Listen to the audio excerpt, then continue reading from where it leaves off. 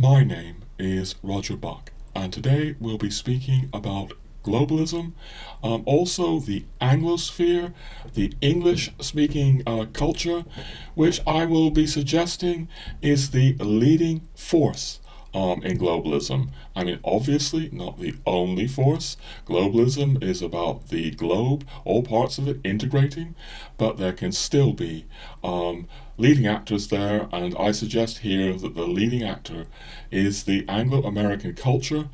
We'll be speaking about how that impacts and has impacted Ireland. This episode is not only about Ireland, but we will have a lot to say about what I see as the sad, very sad condition of modern Ireland.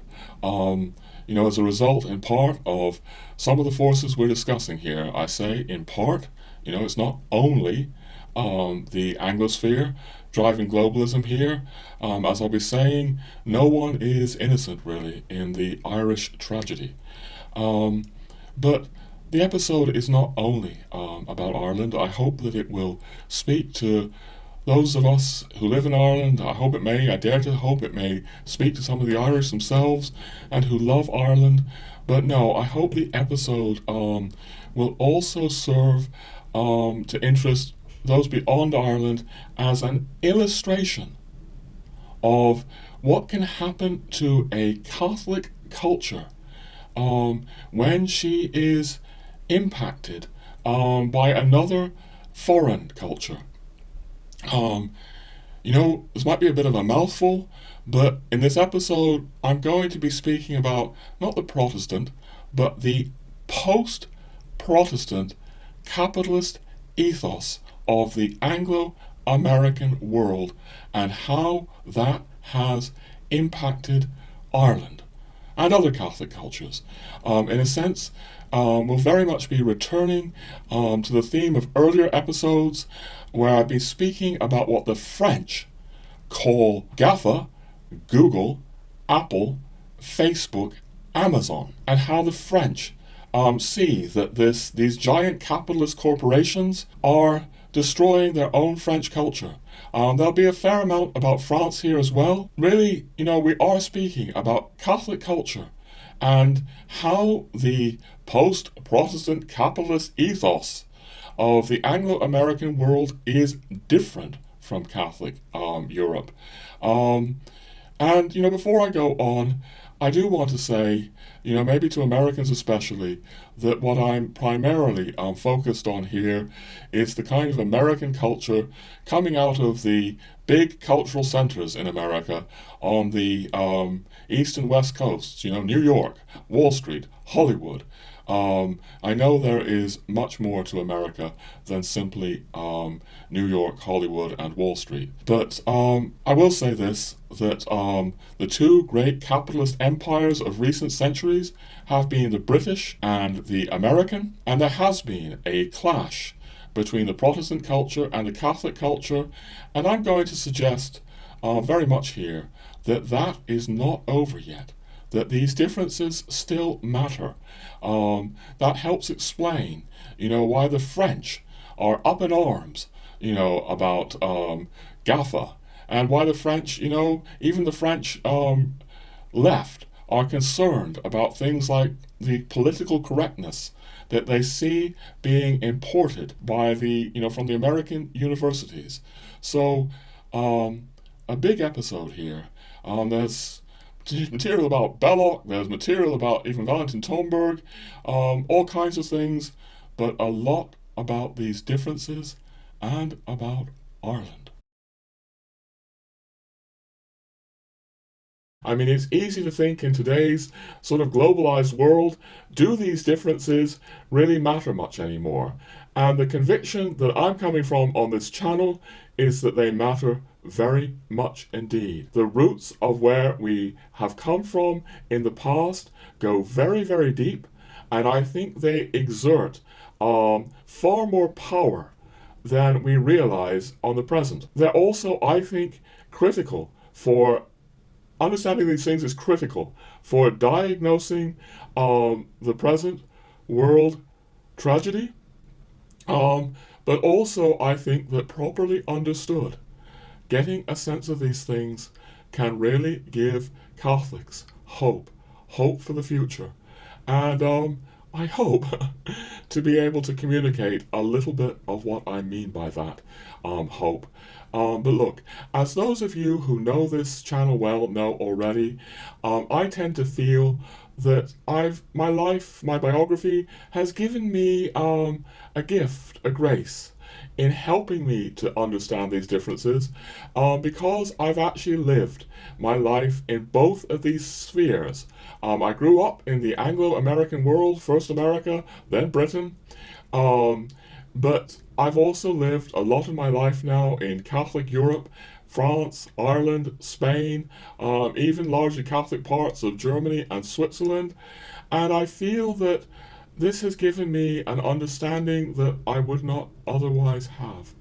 There's a grace there for me. Another grace in all of this is the gift of the great Hilaire Belloc, who you see behind me, pictured behind me, who has really been a beloved mentor for many years now, that I've been savoring or consuming his writings, devouring his writings, because Belloc really gave me a handle, more than a handle. The man has incredibly profound insight into this very, very topic, being someone who was also caught between two worlds, Catholic France and Protestant England. Belloc has so much to say. Now, we started going into this in the last episode on this channel, episode 32, which was a very key episode for this channel.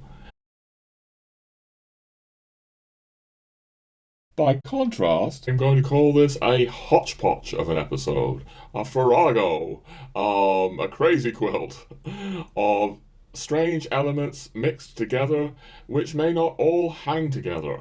So what we're going to have here are clips from past episodes that I filmed. Strangely enough, clips, a preview of another 3 hour monster episode that we have coming up on this channel. And there's also going to be just a little bit, not much, of readings from my books. And I want to kick this episode off now, this hodgepodge, with just a very brief 1 minute reading from my latest book, The Gentle Traditionalist Returns. I think it gives the keynote for much that I want to say in this hodgepodge, and I'll comment on it. But before I go into this, if you don't know, these books I've written, the Gentle Traditionalist books, are often called novels, and in a sense they are, but actually most of the so-called novel is actually in dialogue form, where characters are dialoguing about the very ideas that we talk about on this channel. Particularly, there's a sort of saintly Irish figure called the Gentle Traditionalist, GT for short, and he's in dialogue with numerous, often strange people that he meets in Ireland. And in this case, I'm going to read you a minute or so of dialogue between GT and a very progressive and New Age type figure that he meets, yes, in Ireland. Liberal philosophy, GT says, including New Ageism, owes a colossal debt to Protestantism. That's why Protestant cultures liberalize more rapidly than the Catholic ones. Generally speaking, there are exceptions. Still, the liberations you champion generally occur first in Protestant cultures. Take abortion, for example, which liberalized earlier in the non-Catholic countries. Places like Holland, Sweden, England are almost always out there in front, leading the pack. Catholic cultures generally remain more conservative. That's why abortion is only stalking Ireland in 2018. More than 50 years since it was first legalized in Britain. And then the New Ager says, yeah, they're usually more stuck in the mud. I get that. For once, you're making sense. Any author writes based on his experience, and what I've just read you is very much based on my experience in several ways at least. The first thing we'll note is that it's based on my experience of long involvement with the New Age, being a New Ager myself, where I hardly had any idea that the New Age was a Protestant phenomenon or a post Protestant phenomenon. New Agers tend to think they have this new, universal, all embracing, holistic, inclusive philosophy. But after I stepped into the church and stepped into Catholic culture, Ireland, France, Spain especially, I began to see just how Protestant the New Age was. You know, it's protesting hierarchy, it's protesting dogma, it's protesting tradition, and it emerges out of the Protestant or post Protestant Anglosphere. The New Age movement does not come out of Catholic cultures. We've argued that all elsewhere before, but I'm bringing it up again because it's an indicator of how subtle things can be. I never stopped grieving for Catholic Ireland. I know in all kinds of ways that Catholic Ireland was a much better place in the past than it is today. I know that from my first encounters with Ireland nearly 20 years ago. I know that from speaking to all kinds of elderly, pious, Catholic people in Ireland. I know that from my study of history. Now, you're not allowed to say that anymore in Ireland. You know, you're supposed to say that the new globalised Ireland, you know, progressive Ireland, is a much better place. Well, it's a much worse place. You know, people are stripped of faith, and you see all kinds of results in terms of violence and drug use and all kinds of things that were unknown in Catholic Ireland. You know, vastly increased suicide rates, mental illness, but we're catching up with progressive countries like Britain. We're no longer stuck in the mud. Yes, I know Catholic Ireland had serious problems as well. No culture is utopia, but basically what's at the heart of this channel is that I both grieve for Catholic Ireland and I expect its regeneration.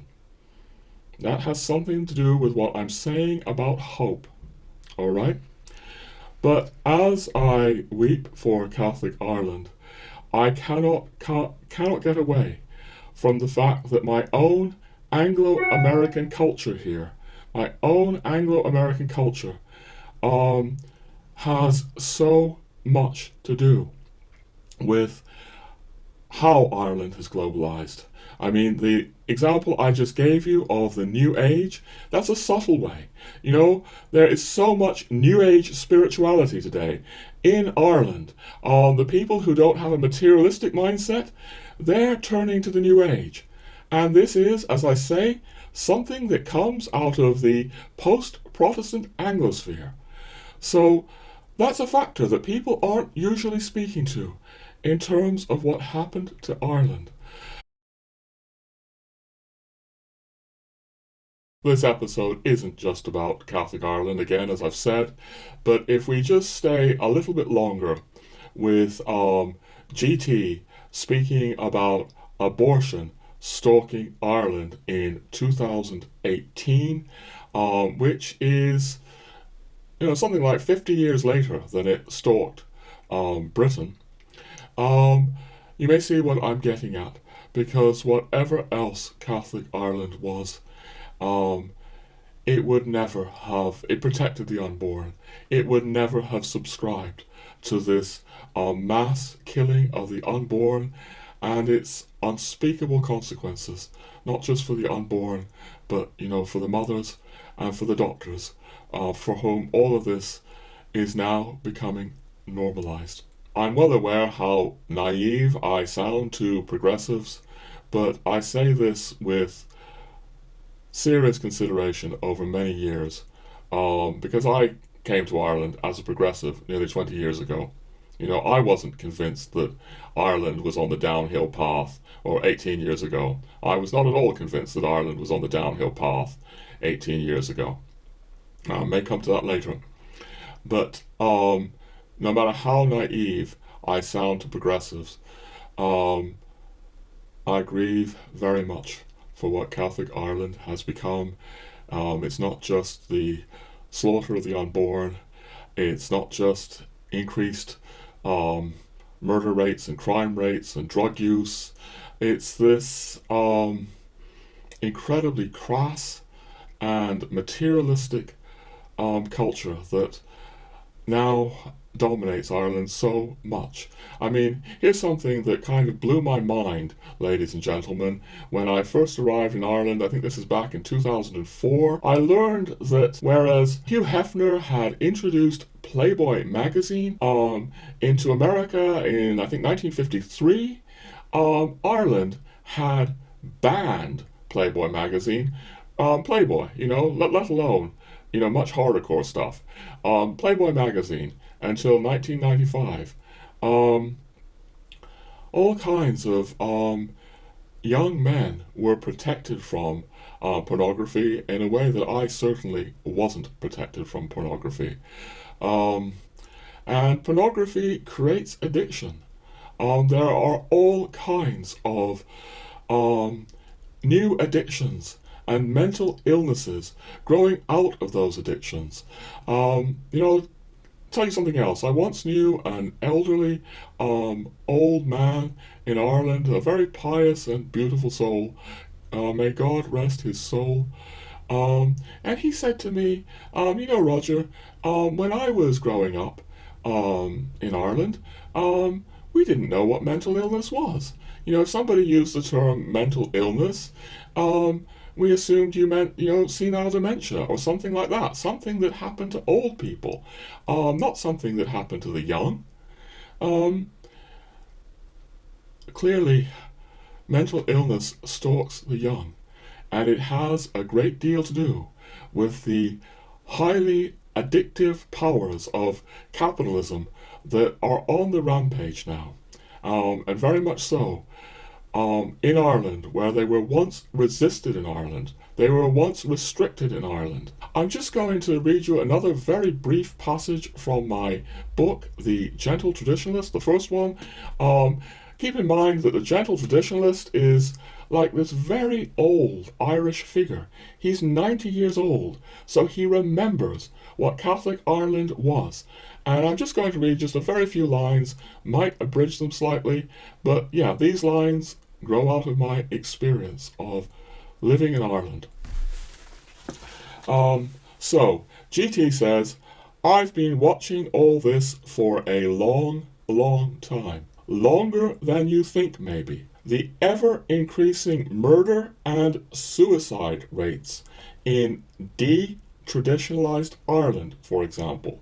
Or drugs, prostitution, domestic violence, homelessness. These things would have shocked previous generations, but we accept them as normal now. And it's not stopping, but growing. Yet no one seems to be asking, where is all this headed in the future? You see, my friend, I'm not just looking at today. We need to consider the longer-term view. The world of 2100 or 2200, for example. Frankly, it scares me.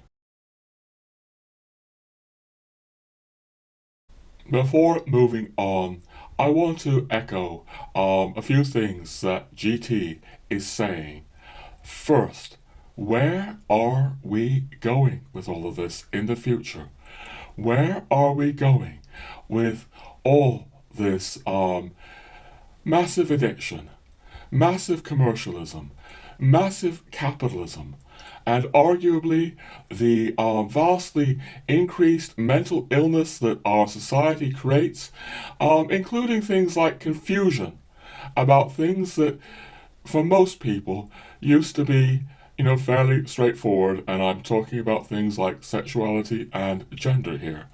But we could throw in other things into this. Where are we going with the kind of environmental catastrophe that capitalism engenders. Um, so yes, I'm certainly speaking about climate change, because I don't subscribe to the forces on the right. I mean, particularly the American right, not so much the French right, I would say, that dismiss human-made climate change. But whether you accept that or not, we're poisoning the soils with pesticides. We're poisoning the oceans. Catholic Ireland could not be accused of this kind of massive commercialism and capitalism. It may make, some of your progressive friends' heads explode if you sort of want to suggest that the answer to the environmental catastrophe is Catholic tradition. And that leads to another thing that, coming back to what I read earlier from my Gentle Traditionalist book, I want to stress it again because it's important where we're going in this episode and in the upcoming Monster episode. And that is the point that liberalism, including the economic liberalism of capitalism, does owe a colossal debt to Protestantism. It is the post-Protestant world that liberalizes, generally speaking, the fastest. And as we heard our New Agers say, he agrees, Catholic cultures are generally more stuck in the mud. They resist this kind of liberalism.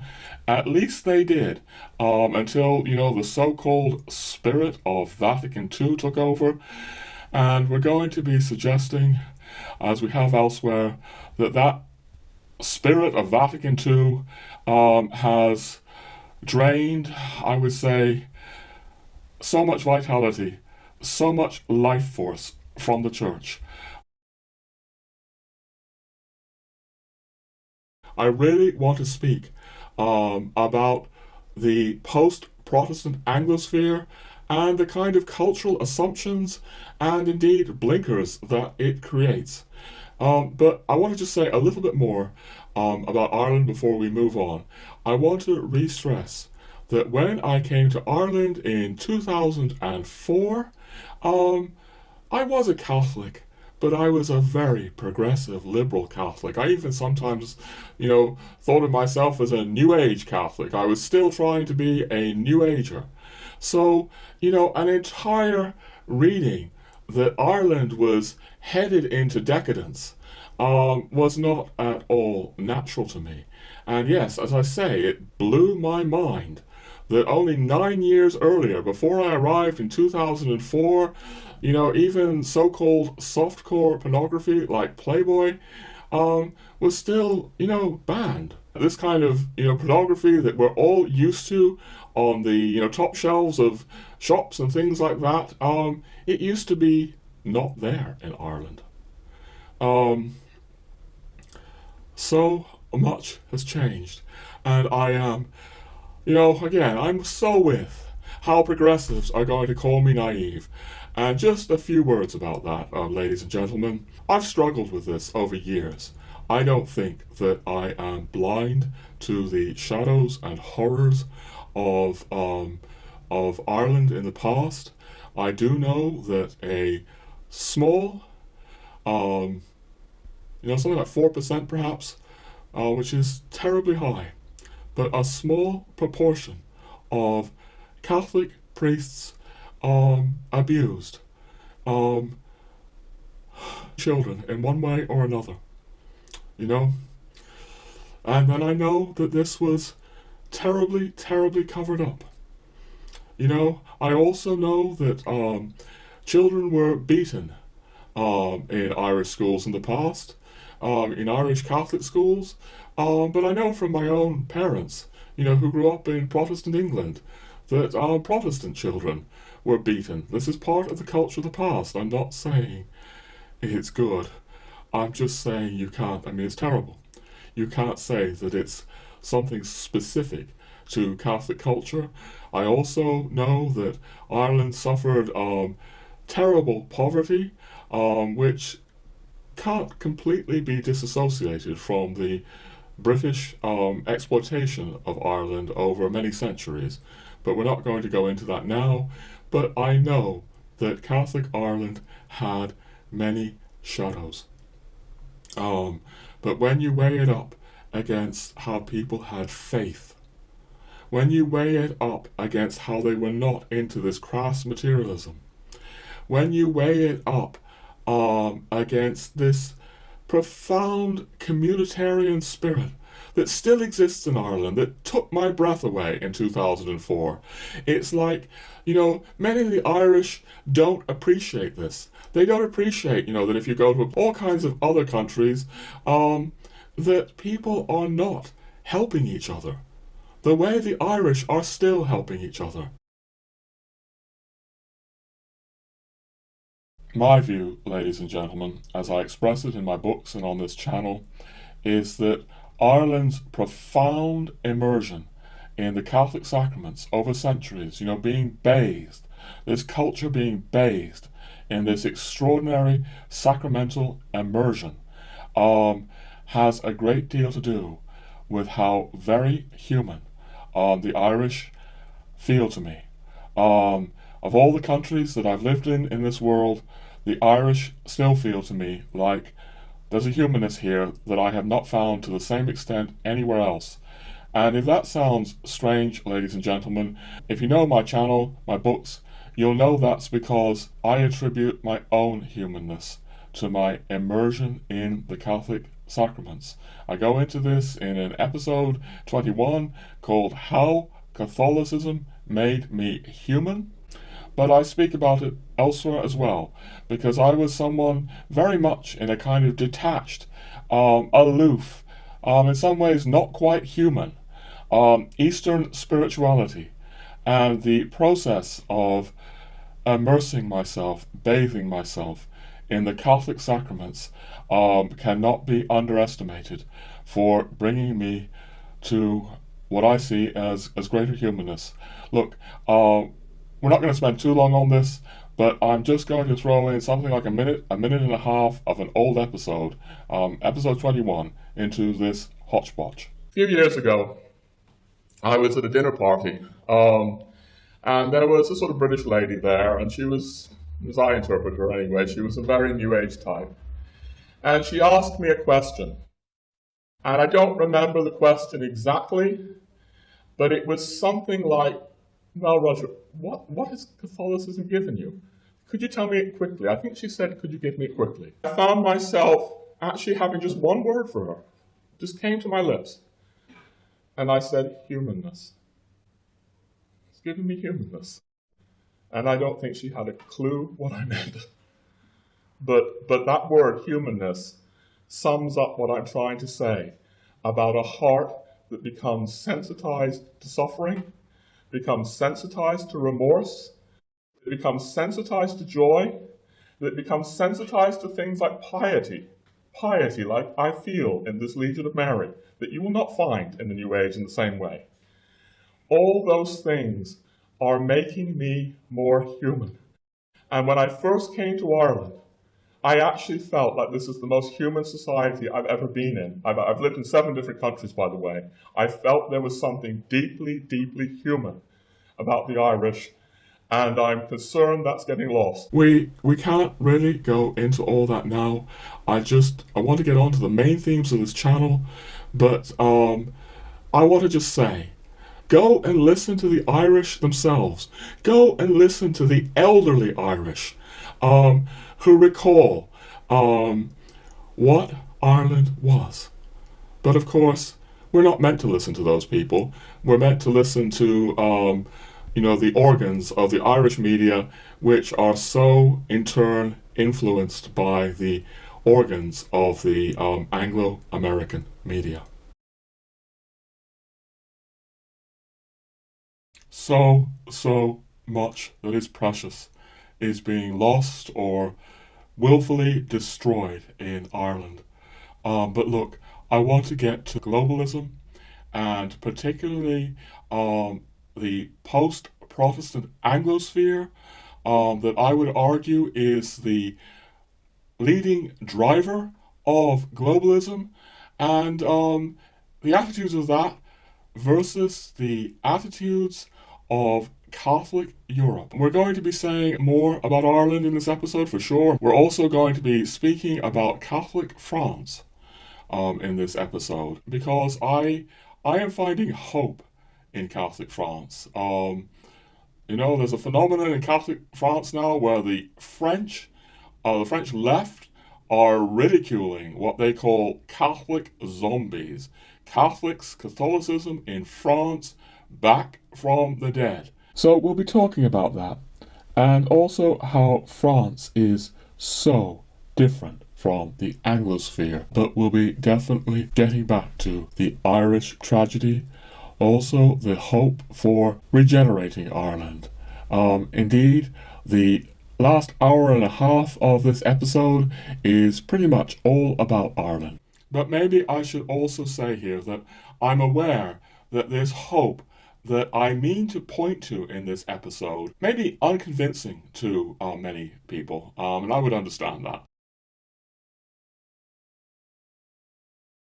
Look, friends, I want to say something that I've said before on this channel. I have no hope for the West without the Church. And I have no hope for the Church without tradition. Without the Church shaking off its current plunge into liberalism, its current plunge into the spirit of Vatican II that has been going on now for 50 years with a certain interruption from St. John Paul II and Benedict XVI, at least a limited interruption. I have no hope. But here's the thing. I do have hope that the Church will find its way back to its true essence and power. One of the things here that really speaks to me that we'll touch on at least later in this episode is a very eloquent set of thoughts from Valentin Tomberg, more on him later, at least a bit, about the degeneration and regeneration of the Church. Tomberg, along with others, points out how the Church has regularly, the human side of the Church has regularly degenerated over the course of the past 2,000 years and then regenerated itself.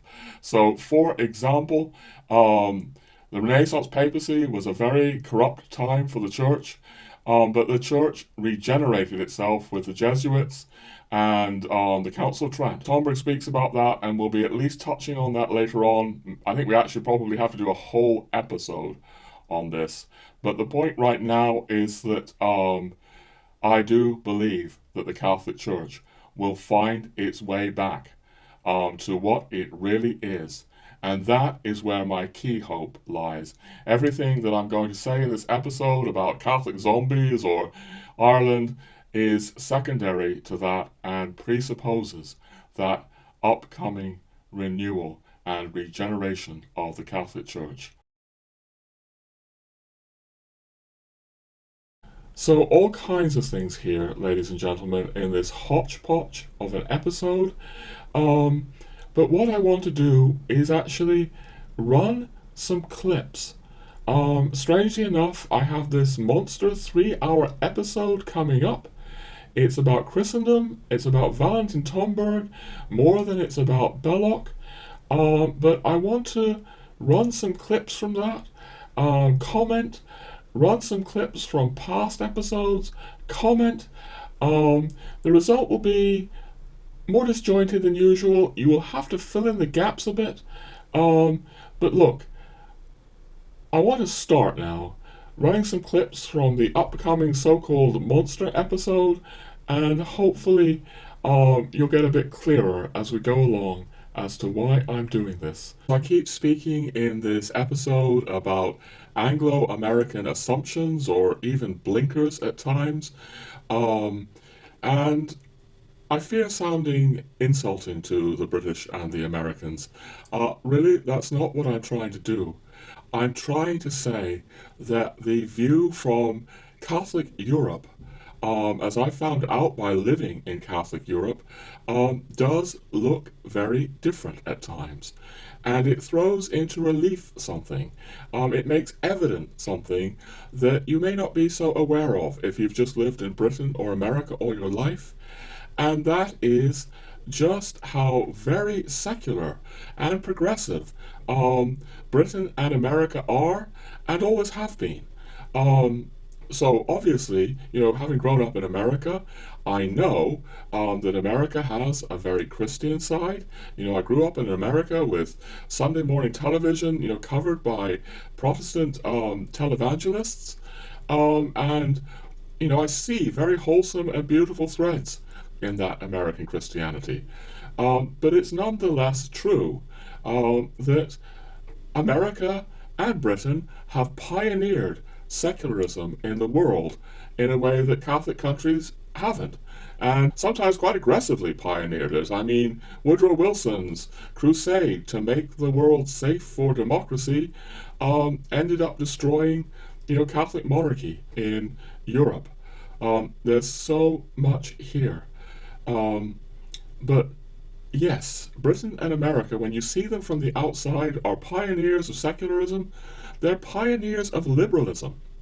And by liberalism, I don't mean here what many Americans mean by it, which is to say, people who vote the Democratic Party or whatever. No, you go to France, and you'll find the French speaking about so-called conservatives like Margaret Thatcher or Ronald Reagan as ultra-liberals. We're probably going to need to make that a bit clearer because, maybe not everyone is aware why Margaret Thatcher or Ronald Reagan would be considered an ultra-liberal. I'll come to that in a moment, but my real point is that the view from Catholic Europe is very different. Yes, before going on, I think it is good if we explain a bit more about what we mean by liberalism on this channel, and what we mean by liberalism being pioneered by the Anglo-American world, secularism as well, closely related terms. And to do that, I think I want to draw an example, again, from my life in Catholic Europe. The example I have in mind now is my life in Ireland. Because here in Ireland, just in the last few years, 3 or 4 years, we've had abortion introduced into Ireland, which those of you who watch this channel know has been horrifying for me. We did a couple of episodes on this channel where I was really, I don't know, just weeping, I suppose, for Ireland and how, as I see it, in so many ways, Ireland has been indoctrinated by Anglo-American propaganda and Anglo-American money coming over into Ireland. Also money from Brussels. No one is innocent here. The Irish aren't innocent either, by a long shot. But anyway, we did some episodes about this. And what I want to do now is I want to run something like 4 minutes from one of those episodes, because I think that it will make clear both what we mean by liberalism on this channel and why I am suggesting that Britain above all in this case, is such an inherently secular and liberal country, and it will help explain, I think, some of the differences, the profound differences that I'm trying to unpack for you now between Catholic Europe and Protestant Europe. So without further ado, here is 4 minutes of video from something like 4 years ago on this channel. Liberalism is really in the British bloodstream almost, and it's been that way since really going back 500 years. It was introduced into Britain by King Henry VIII, you could say. And that's something that I've really been with, and it's relevant here, because Britain was one of the earliest countries to introduce killing babies legally into its culture. That was back in 1967. And really, you can say that that is an outgrowth. It's a logical, tragic extension of liberal culture in Britain over centuries. But it's very different with Ireland, because for most of the last 500 years, Ireland has been resisting British liberalism.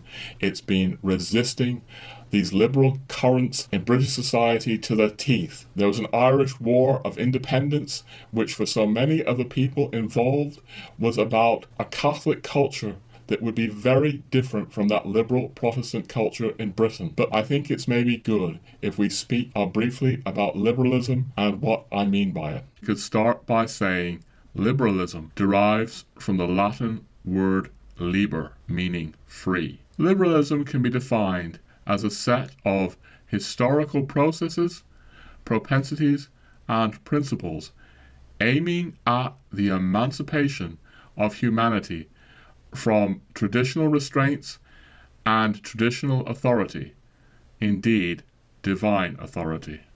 Liberalism is thus also marked by a distinct tendency towards desacralization and materialism. Now, one of the most profound, most acute critics of liberalism was the great G.K. Chesterton. And here is something he once said about liberal Christianity. For some extraordinary reason, there is a fixed notion that it is more liberal to disbelieve in miracles than to believe in them. Why? I cannot imagine, nor can anybody tell me. For some inconceivable cause, a broad or liberal clergyman always means a man who wishes at least to diminish the number of miracles. It never means a man who wishes to increase that number.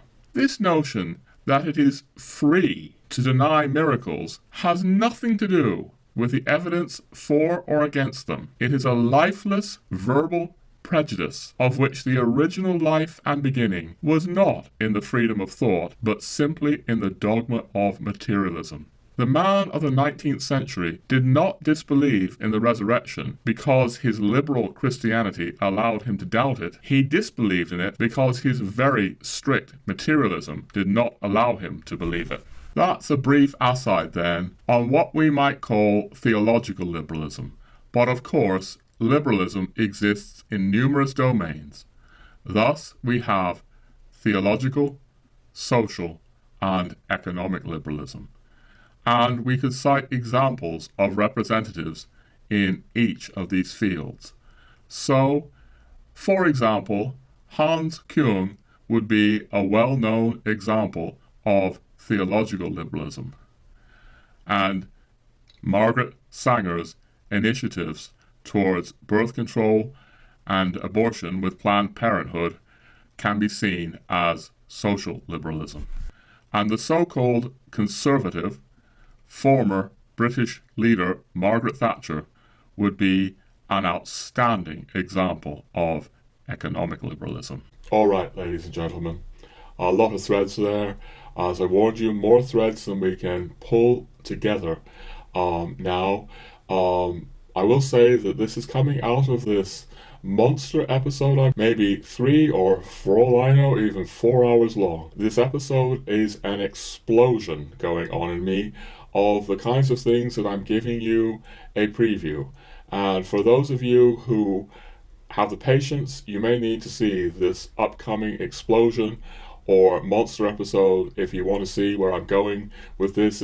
I'm thinking of it kind of in some ways as a master episode for the entire channel.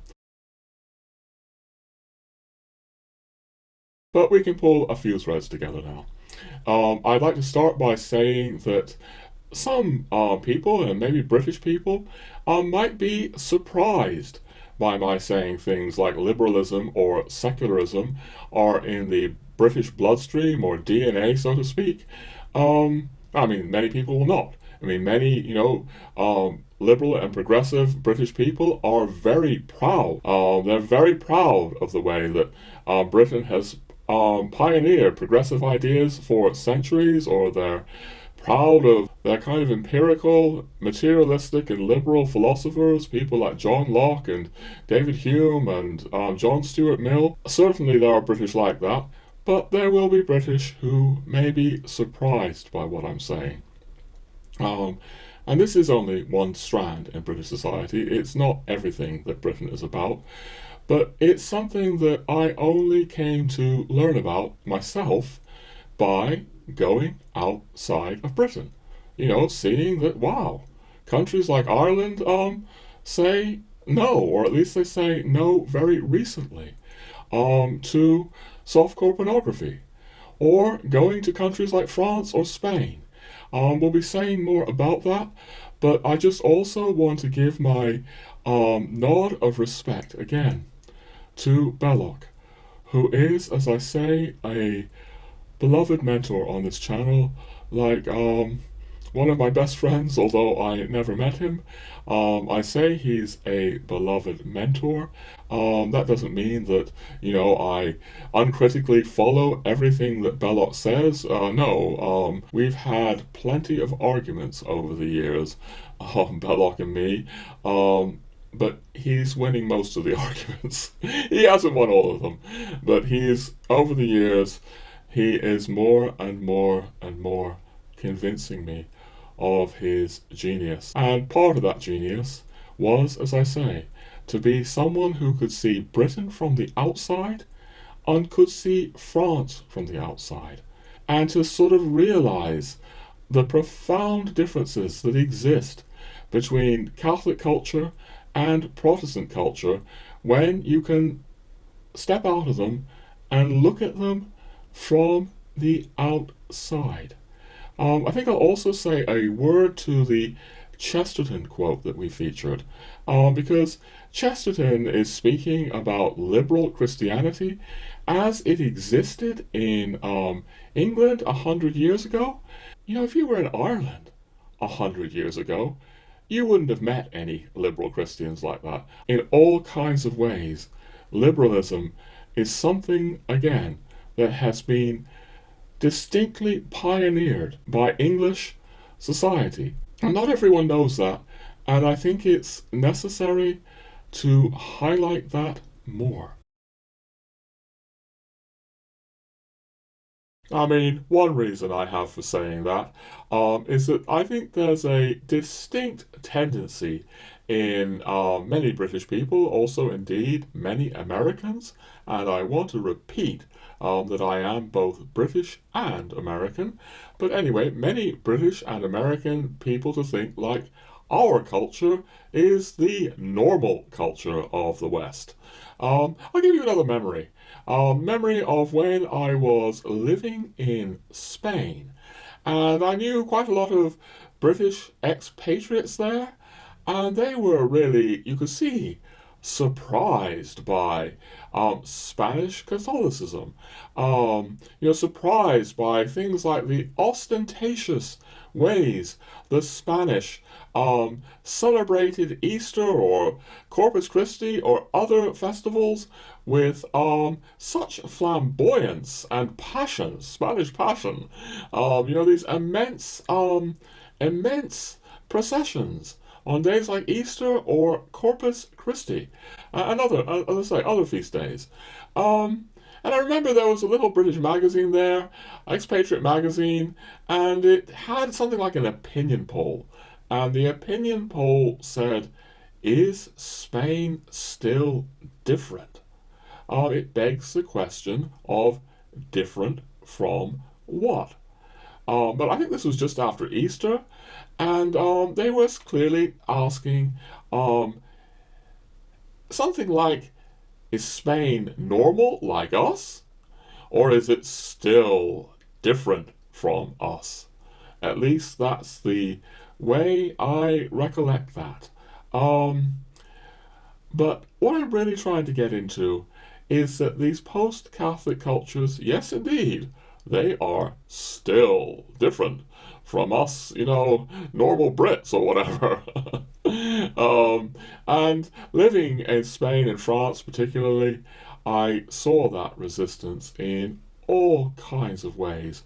that go far deeper than anything I can really communicate to you now, ladies and gentlemen. But as we're coming up to the French election now, as I speak, we may as well invoke the fact that figures of the so-called far right, like Marine Le Pen or Eric Zemmour, are expected to do very well in this upcoming French election. I mean, probably Le Pen is going to face off against Macron, and she's expected to get more than 40% of the vote. Someone like Marine Le Pen could never, ever, ever, ever in a million years muster anything like that in Britain. I mean, in Britain we had Nigel Farage, who was widely seen as a pariah in much of British society, but Nigel Farage was far more liberal than Marine Le Pen. It's like he had to actively distance himself from the Front National, as it was then called in England, because these things are just too extreme for British liberal society. It's so hard to speak about this. There are certain things about, particularly, Jean-Marie Le Pen, that I would want to distance myself from. Marine's father, certainly.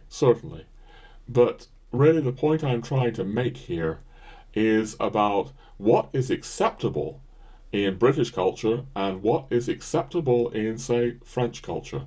And they're two very different things.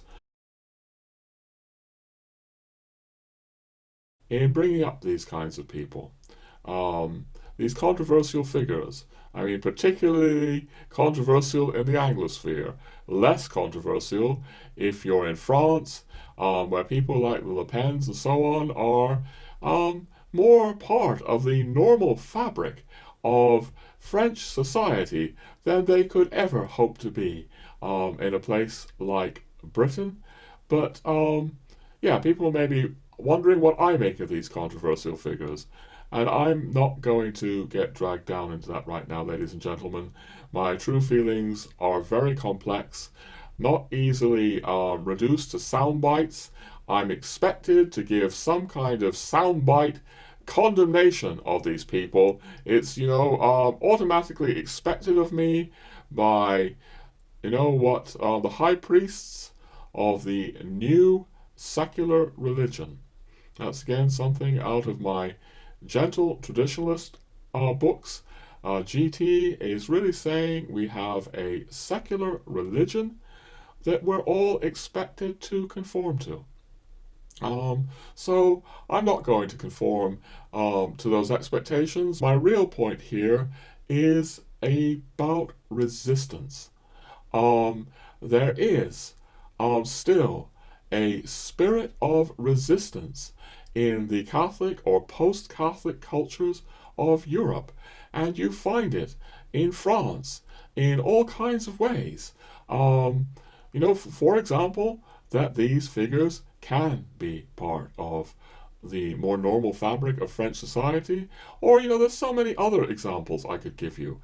It's like I go into any Irish supermarket, where they're playing the radio. I don't really listen to radio much, but I hear it in the supermarkets. And I will just hear all this British and American pop music. But in France, when I would go into supermarkets, I would hear French music. And a major reason for that is that the French have laws, protectionist laws, where a quota of French music must be played. It's not very liberal. The expectation in the kind of capitalist Anglosphere is that you just play whatever music is going to be good for your ratings. And you don't have to sort of worry about, French laws restricting you in that. So that's just another subtle way that Britain and America are far more liberal or economically liberal than France Or another example, came up in the last episode. It's only now, sadly now, that the Catholic cultures in Europe are finally surrendering to capitalism and opening all the shops on Sunday. I mean, not all the shops, it's still far more restricted there as far as I know, which I consider to be an immense tragedy, just like I said it was in England all those years ago. Um, but so many things, here's another memory. I was in Paray-le-Monial once, and just like they do everywhere else in France, the shops shut between 12 and 2 o'clock because the French value the family. There's a real valuing of the family unit in France that is not so pronounced in Britain, for example. It's certainly still, thank God, pronounced in Ireland. I'm moved by the Irish family, but much less so in Britain. And anyway, the shops were all shut, and I heard this elderly American tourist, and she turned to her husband, and she was utterly bewildered. Like, what's going on? The shops, those stores, she probably said, they're all shut. Um, you've had this kind of normal Anglo-American um, life all your life, where, there aren't laws, suggesting that shops should be shut at a certain time, or there aren't traditional customs suggesting that. No, capitalism runs riot, and you can be bewildered to go into a Catholic country or a post-Catholic country even and see that there is still this spirit of resistance to what is normal, so-called normal in the Anglo-American world. For me to really see this, I had to live on French or Spanish soil. I had to feel it. I had to experience how these cultures were so different from the post-Protestant cultures that I grew up in. And I'm aware that many people do not have the same experiences as I have. So I try to, give these little signals, or when I'm speaking about, the Le Pens in France, I'm not trying to support them. The real point is I'm trying to signal how France is different, still very different. And I'm trying to signal that for people that might think, well, none of this really matters. Globalism is the same everywhere. France is just as much a kind of globalist, capitalist, culture as anywhere else. Admittedly, France has gone down the capitalistic route, but I really do not feel that it is as capitalistic as the Anglosphere.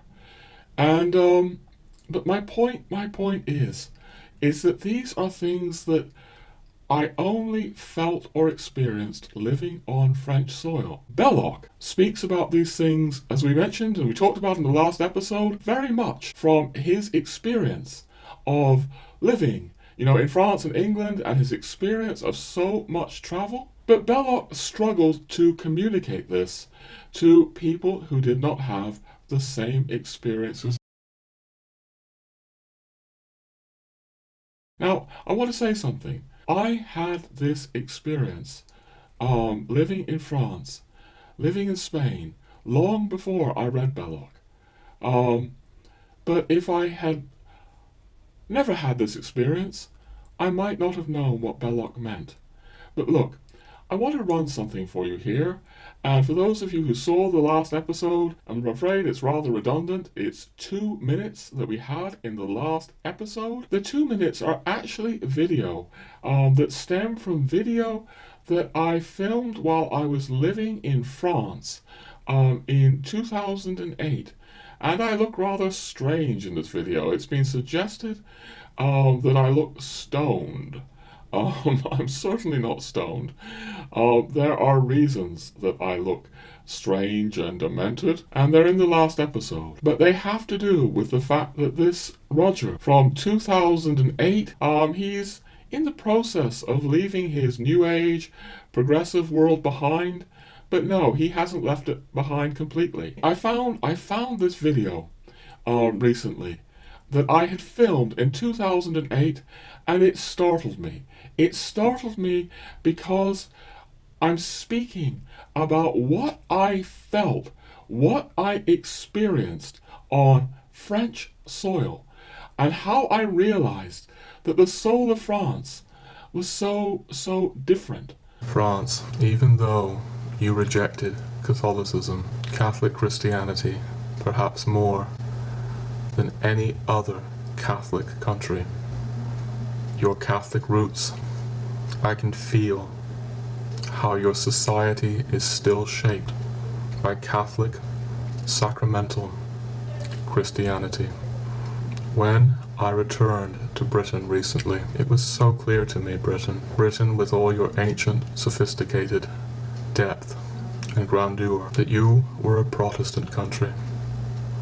I could feel Protestantism deep down in your roots. You were so different from France, and my whole life seems to have brought me to you, France. It seems to me that you hold something for the world. I look at your 19th century history, and it is so different from the British history that I have been with for so many years. In Britain, there is a phrase that expresses so much. One speaks about the Church of England as the Tory party at prayer. And when I contemplate you, Victorian, Anglican, Protestant, England, it feels that Christianity was able to make a home for capitalism much more easily in you, England.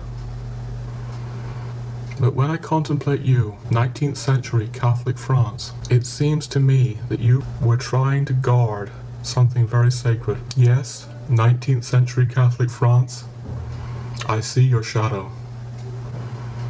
But it seems like you were trying to guard something that I don't feel in the Protestant countries I grew up in.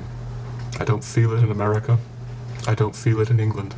I began to feel it in Ireland. In Ireland, I felt this profound Catholic culture, full of shadows and horror, full of prayer and piety.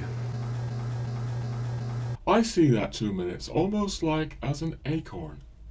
An entire oak tree is present in an acorn. Now, I don't want to compare myself to an oak tree, really, but I'm not sure that I'm as strong and as mighty as an oak tree. But my point is that so much I've been unfolding in my books and in my videos is sort of contained in seed form in just those 2 minutes. It was extraordinary for me to rediscover those 2 minutes. The next thing I want to say is I want to point attention to the fact that, again, I'm speaking about felt experience. How I felt France, how I felt Ireland. And how, this is important for where we're going on this channel, how I could feel France, even though it's certainly buried in a kind of globalism and capitalism, just like so much of Europe and the rest of Europe is. I could feel this still in 2007, 2008. I could feel the same things that Belloc felt 100 years ago. And it was later reading Belloc that I discovered that he felt the same things. And we're going to invoke also now a little known, unfortunately little known, Catholic Irish writer called Desmond Fennell. I hope to speak about him in future episodes to come, but reading Desmond Fennell, who travelled outside of Ireland, went all over Europe, and indeed much of the world, he could feel these differences. Alright, ladies and gentlemen, I'm very aware of course, that people can and often do feel things that aren't real, that are complete fantasies. Um, but here's a term I'd like to introduce at this point. The term is collective insight. Let me start with the insight part of that. Another way of describing this felt experience that I'm speaking of is to say that all those years ago with that acorn, I had an insight into the profound differences between Protestant Britain and Catholic France. And moreover, that insight for me, ladies and gentlemen, has only gone on for the last 15 years, being confirmed. The more it's matured, as far as I'm concerned, the more I've traveled and the more I've studied history, that original insight or acorn acquired deeper and deeper layers of meaning. Now, of course, you can say, well, people's illusions acquire deeper and deeper layers. And that's where I want to bring in the word collective. Because what happens when you realize that you're not the only person who had this insight? What happens when you read travelers and people that you think are brilliant minds like Hilaire Belloc or indeed Desmond Fennell, both great travelers, and you realize that they're having the same, insights that you have come to, or similar insights.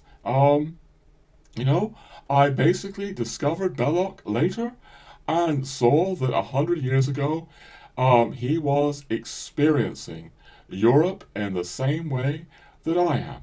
And in similar ways, reading Fennell, who I think is a great thinker, and we really need to come back to him on this channel. I think he's a treasure for Ireland. But I realized that Fennell was having similar insights born through his traveling. Now, there's all kinds of people that will say, well, Hilaire Belloc is a loon, and Desmond Fennell is another loon. And, as for that Roger Buck, he's a complete loon. Obviously, I don't think these people are loons, but great minds. No, I'm not trying to elevate myself to the rank of a great mind like Belloc's. I'm under no illusion that, Belloc had a vast mind and spirit far more capacious than mine could ever hope to be. No, I'm just aware, I suppose, that in the course of this episode, particularly when we return to really speaking about Ireland, I'm going to say some things that may well sound rather ludicrous to some people. I take comfort in that some of my what I call insights anyway do feel like they are corroborated by other people who have travelled. I laugh, ladies and gentlemen, but I think it's time I actually threw something else into this hodgepodge that's a bit more serious. And I want to say that as much as I'm making all these, claims of having insight, even collective insight, into, Ireland and so on and so forth, I want to say I am very aware of lacking a very major ingredient in this mix, and that ingredient is that I'm not Irish. I am an immigrant in this country, and I'm aware, and maybe I should have said it earlier really, but I am aware that there are Irish people who might see this and say, well, how can he say that Ireland is better now? Does he know anything in his bones about, like, for example, what Irish poverty was like? And I don't. I grew up in America. We had central heating in America. My father, my British father did fall on hard times, and we were fairly poor, by American standards, but not by Irish standards. No, I grew up cosseted and comfy by a lot of Irish standards. So I want to say that, and yet I want to say that, all these years living in Ireland, pondering in Ireland, I think there is a value in trying to say something, the view from the outside, especially, a loving view from the outside, because, If I dare say it, in a way, I have lost my heart to Ireland. I think of the Anglo-Irish singer Morrissey from the Smiths, and he had a song, Irish Blood, English Heart. I like to think that it's, the other way around. I'm English blood, Irish heart. I've lost my heart to Ireland. I do have a small amount of Irish blood as well. My mother was called Keneally, but no, I'm not Irish. I'm not Irish. And yet I dare to speak about Ireland from the outside. But I do think there can be value with views from the outside, and I want to bring in something else about collective insight. When I came to Ireland in 2004, as I say, I was still new agey. We went to a place in County Clare, which was gathered around a Waldorf school, an anthroposophical school, and there were a lot of British and Americans there. So again, I was kind of in this, multicultural Ireland of kind of new age anthroposophical people who had moved to Ireland. And I was very struck by, again, what I'm going to call collective insight. I met fellow Americans there, and these people, I still remember what they said. They were blown away by Ireland. They were blown away, like I was in certain ways, particularly by the communitarian spirit in Ireland. I remember this American, this is back 2004 in County Clare, just sort of saying that he'd arrived in Ireland 7 years ago and he just couldn't get over it. And I asked him, well, what's it like 7 years later? And he said, yeah, I can see, the Irish shadow. Some words, I'm not sure of his exact words. I have realised that there are, problematic sides to the Irish as well after 7 years. But no, I still see this magic. So that's another way that I want to speak about collective insight. So here I am, and to some of you, I may be like swooning over Ireland and speaking about this incredible communitarian spirit that I've experienced here and that I still experience here. But it's an insight that is corroborated by other people, Americans or British, coming from the outside. And that seems to me important. Recently, my wife, Kim, was saying to an Irishman something like, my husband says the Irish are the best people on earth, and he kind of laughed, apparently, and said something like, well, he doesn't know the Irish. And if I had been part of the conversation, I might have said to him, because I think this is maybe a man who's never been out of the country, I'm not sure of that, but I might have said to him, well, I'll just call him Fred, okay? Well, Fred, maybe you don't know the English. Maybe you don't know the Americans. I have met so many Irish people over the years who haven't really gone abroad or lived abroad, and they don't get it. They don't get this very unique, generous, unusually helpful, communitarian spirit that exists in Ireland and still exists. The tragedy for me is that I fear it's being eroded now, but I want to declare things, from the outside. As someone who has seen Ireland from the outside, I do believe that has value. But again, I will never know Ireland as an Irish person, unfortunately. I wish God had made me Irish, but he clearly had a different plan in mind. In the upcoming, monster episode, as I call it, one of the things that I say is that I point to the role of what I call contemplative attention. Contemplative attention isn't rational. It's not about statistics, or data. You can contemplate a work of art. You can contemplate poetry, and you will have impressions of that poetry that you can never reduce to data. And you can contemplate, I would say, the soul of a country. That involves some stillness, that involves some inner silence. This is one of the themes of the upcoming explosion. But it's also going to be relevant to what I say now. The need to evaluate things with contemplative experience. Belloc had very deep contemplative experience, even though he may not normally be perceived as such. That is my conclusion from contemplating Belloc all these years, because I contemplate Belloc. I listen to him. I listen to him as deeply as I can. Or Desmond Fennell had contemplative experience of the different countries he visited. So much here, ladies and gentlemen. But right now, I just want to stay with my acorn from 2008, a little longer with that. I want to point to the fact that I'm alluding to 19th century France seeking to guard something. Hopefully that will get a little bit clearer as we proceed, but it has to do with the fact of a spirit of French resistance to 1789, to the French Revolution. It's like everyone knows about the 1789 French Revolution, but how many of us really know about the massive, massive French counter-revolution that dominated the spirit of France throughout the 19th century and 20th century, early 20th century, where the French, in an unbelievable way, resisted the liberal principles of the French Revolution.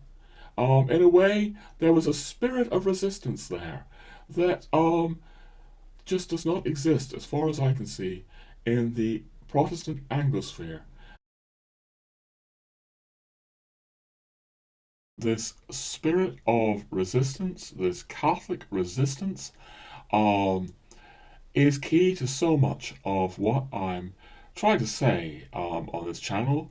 In recent episodes, some of you may recall that I've been speaking about how even the French left is resisting the political correctness that they see imported from the American university scene.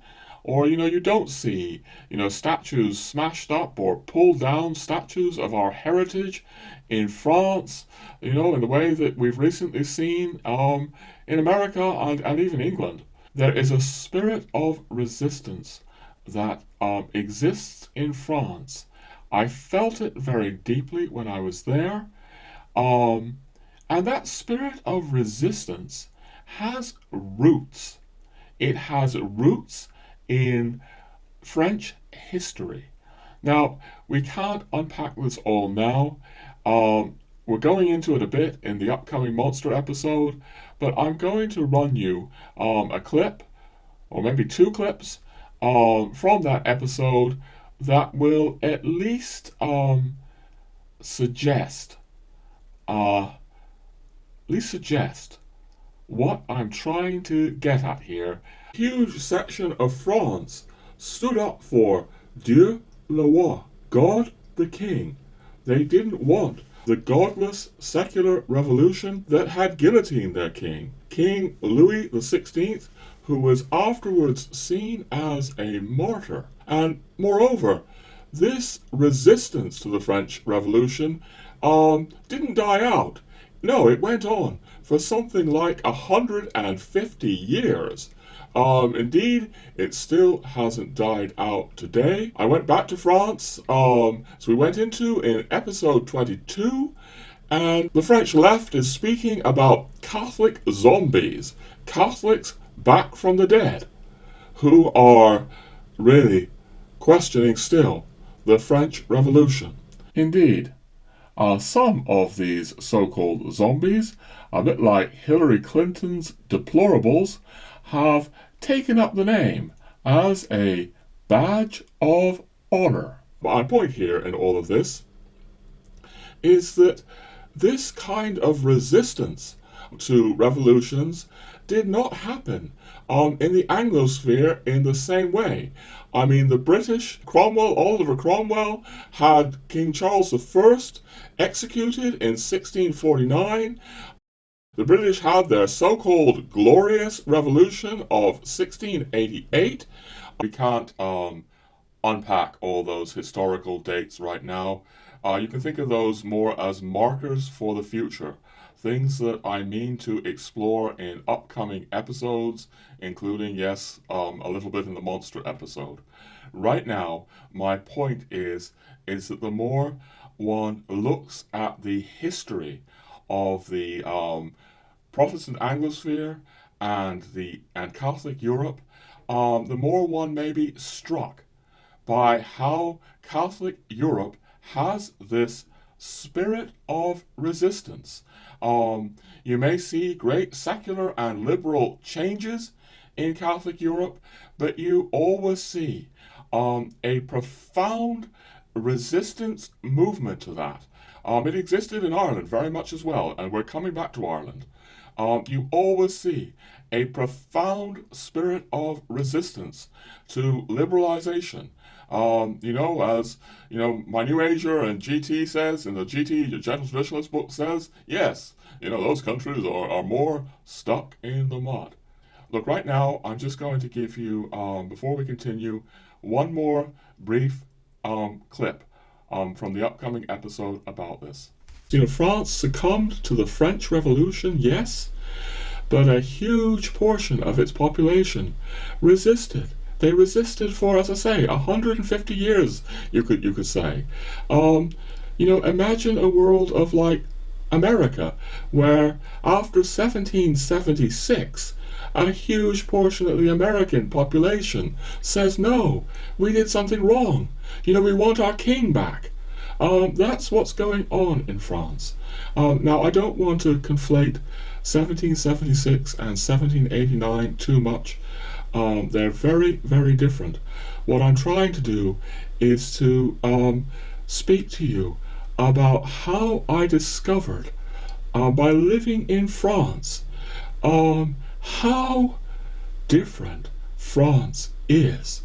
And I don't think anyone can really know that without having lived in France, without, speaking the language. And it is so different. Belloc saw this. Yes, Belloc saw this. Belloc saw these things because he was bilingual, because he had lived in France and in England, and even when he lived in England, he lived in Sussex, which is right next to the English Channel, which meant that he could cross over into France regularly, which he did. His life was all about crisscrossing the Channel and contemplating France, feeling France, seeing what France still had that was so lacking in Protestant Britain. And strangely enough, my life seems to have become about this same process of contemplation. I mean, to a much more limited extent than Belloc's, obviously, but that's what we're going into in the upcoming monster episode, as I call it.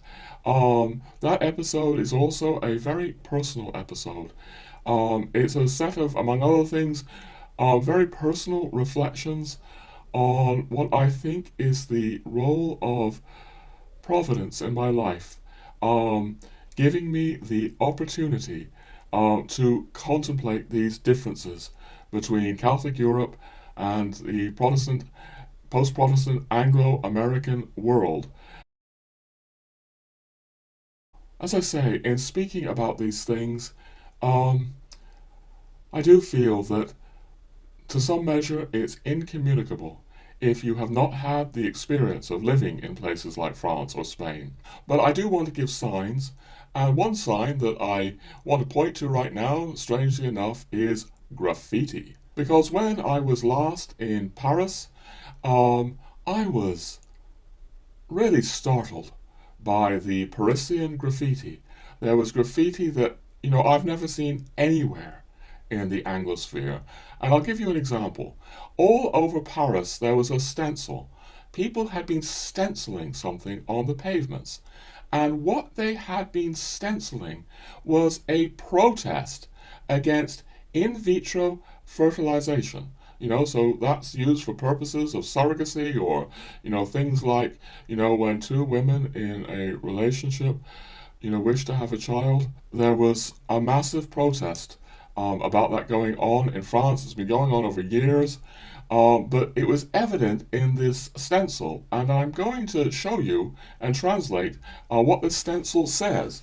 What this actually says is apart apart from a father, I lack nothing. And then it says PMA, that's procreation medically assisted without a father, douleur sans fin, pain without end, or never-ending pain. No father, never-ending pain. That was stenciled all over Paris. And I saw all kinds of other graffiti when I was in Paris last, including graffiti of the Sacred Heart of Jesus, which pleased me no end. I think my point now, though, is that I cannot imagine this kind of graffiti in London or Dublin. It's been many years since I've been in New York City, but I can't imagine it there either. I mean, New York City would be the equivalent of Paris, I suppose, in America. As far as I know, you don't see these kinds of things in the Anglosphere. And now I also want to return to the rather thorny subject of the Le Pen family in France. I will say again, none of this is to advocate them or to support them. We are trying to give signs of difference, the difference of France. Very complex subject with that family. There are different members of the family involved with different viewpoints over the years, some of which I support and some of which I could never support.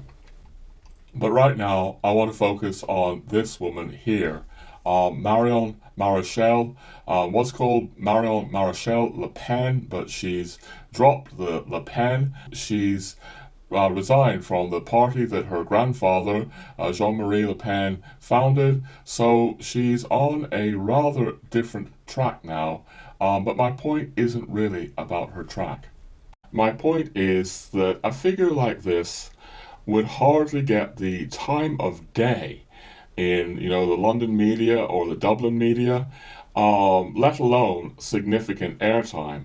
But from what I can see in France, Marion Maréchal has all kinds of very, very significant airtime in France. Not to say she isn't controversial in France, but she is, again, far more part of the fabric of French society than any corresponding figure could hope to be, say, in modern Ireland. In modern Ireland, they would be silenced. But in France, she's not silenced. And she's definitely stood for things that I can support. I mean, she's denounced the secularism of the French state, or rather what she calls the religion of secularism, which would reject religion from any public sphere.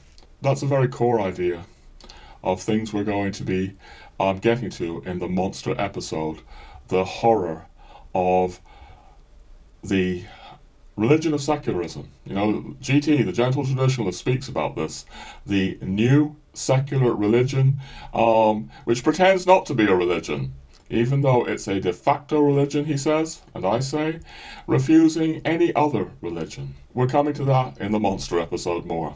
Also some of the thoughts that we're going to be exploring from Valentin Tomberg.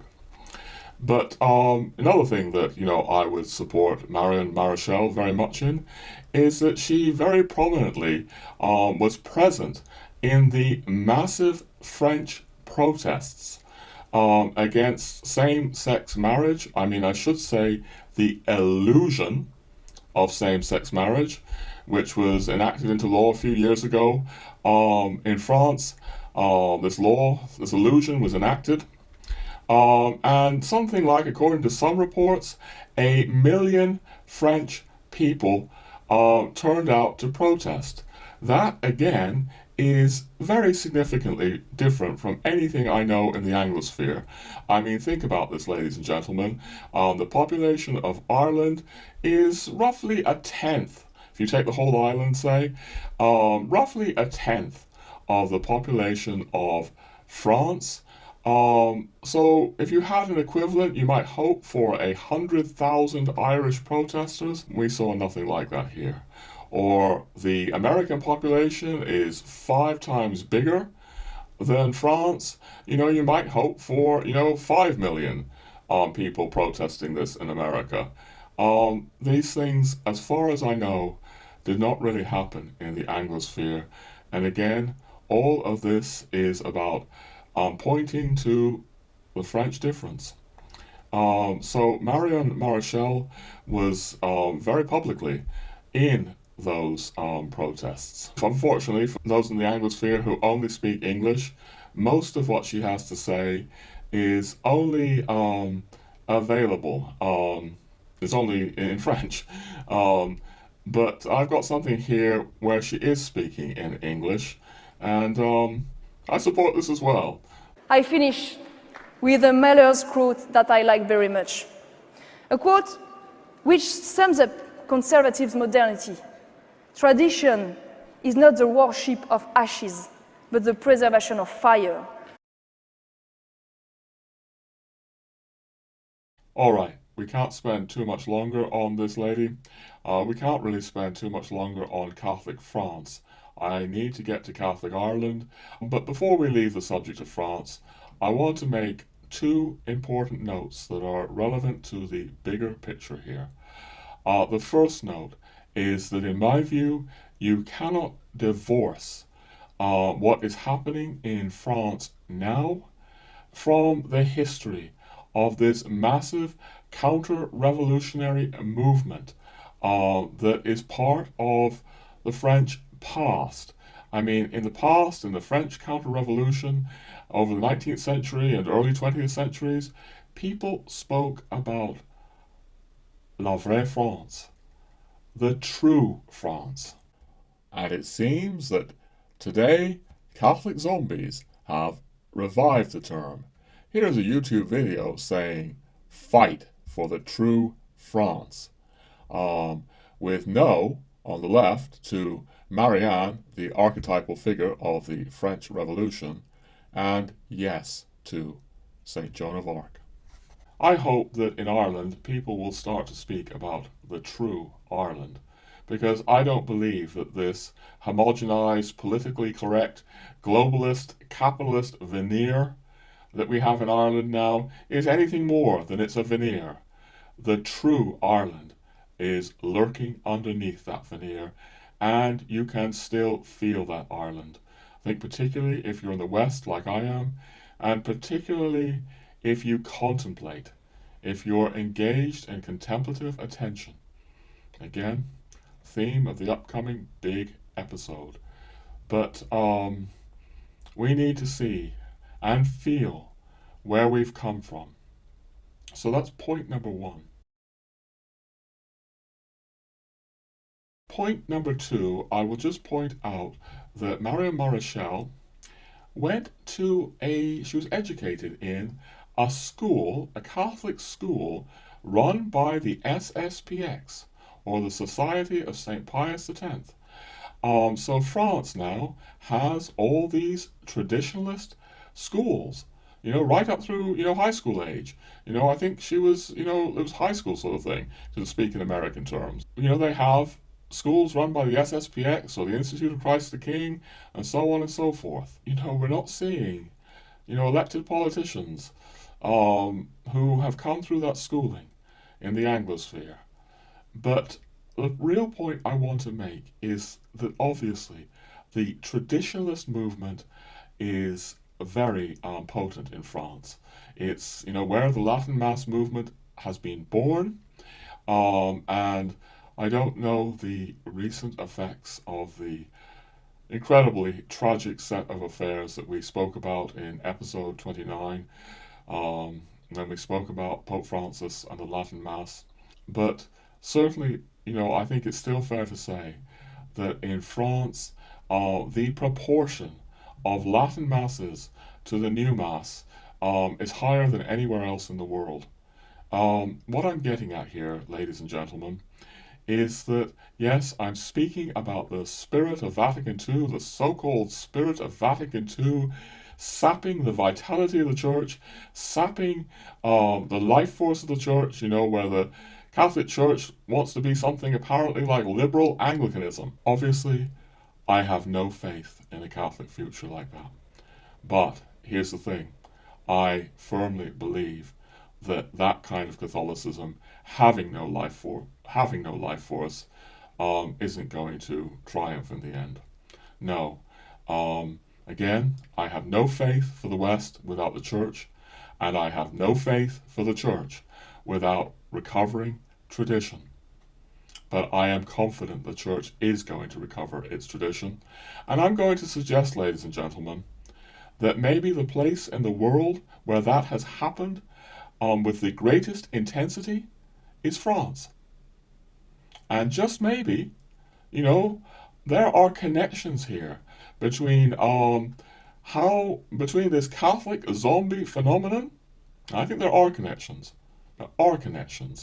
And you could say the reemergence of the true France with the renewed vitality of Catholic tradition in France. But what I'm praying for in Ireland is that the Irish will remember the true Ireland, and yet I think for that we are going to need a Catholicism in Ireland that is not this lifeless so-called spirit of Vatican II. No, we're going to need the real Catholicism. I'm not trying to suggest that only Latin Mass Catholicism is the real Catholicism. No, I'm not saying that. But this kind of liberal,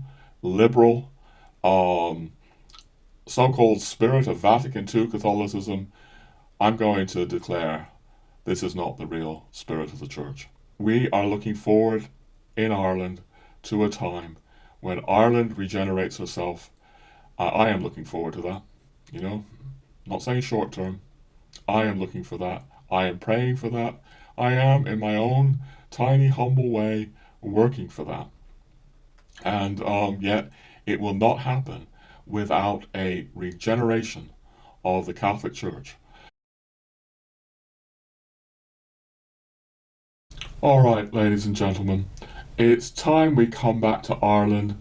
I also want to come back to this spirit of resistance that once existed in Ireland also, very powerfully, not so long ago in fact, a spirit of resistance to liberalism, to materialism, to capitalism. Bear with me while I reinflict 15-20 seconds or so of this 2008 acorn, because it speaks to what I dare to believe is something to do with the true Ireland or the real Ireland that I felt when I first arrived here nearly 18 years ago, and could feel then and can feel now still exists between this veneer of globalist, capitalist liberalism. I don't feel it in America. I don't feel it in England.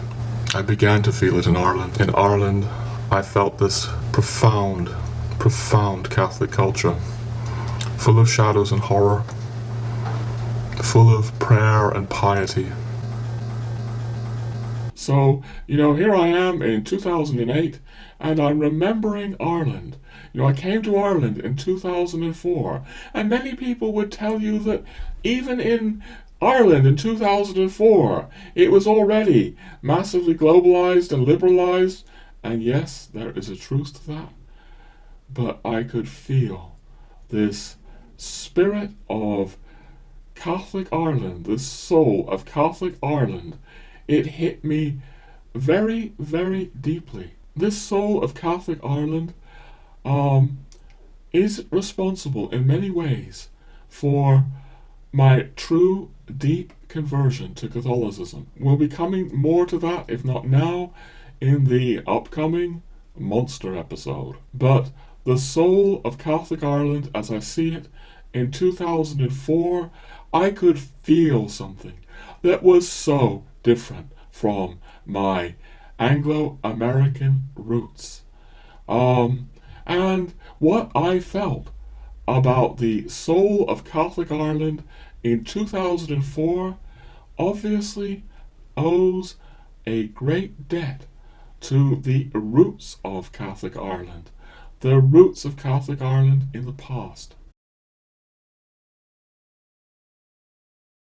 And something I want to get at in this channel and in this episode as well is that this spirit of resistance once existed very strongly in Catholic Ireland, particularly before the 60s and before Vatican II and before Catholic Ireland was overrun by British and American pop culture, pop TV, pop music.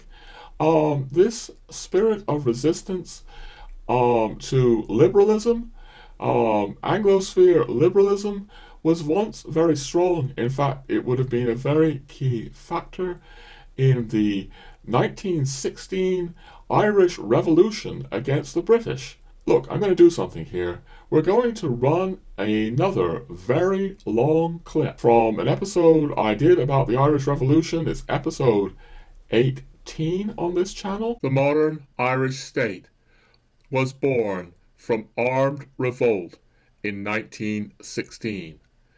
On Easter Monday of that year, a few men, including Patrick Pearse, James Connolly, and Eamon de Valera, spearheaded a violent insurrection in Dublin, setting off a chain of events that, astonishingly, led to Irish liberation in the South by 1922. It is astonishing because back in 1916, the prospect of Irish freedom remained utterly inconceivable. No country had ever succeeded in breaking free from the superpower of that time, the mighty British Empire, on which, famously or infamously, the sun never set.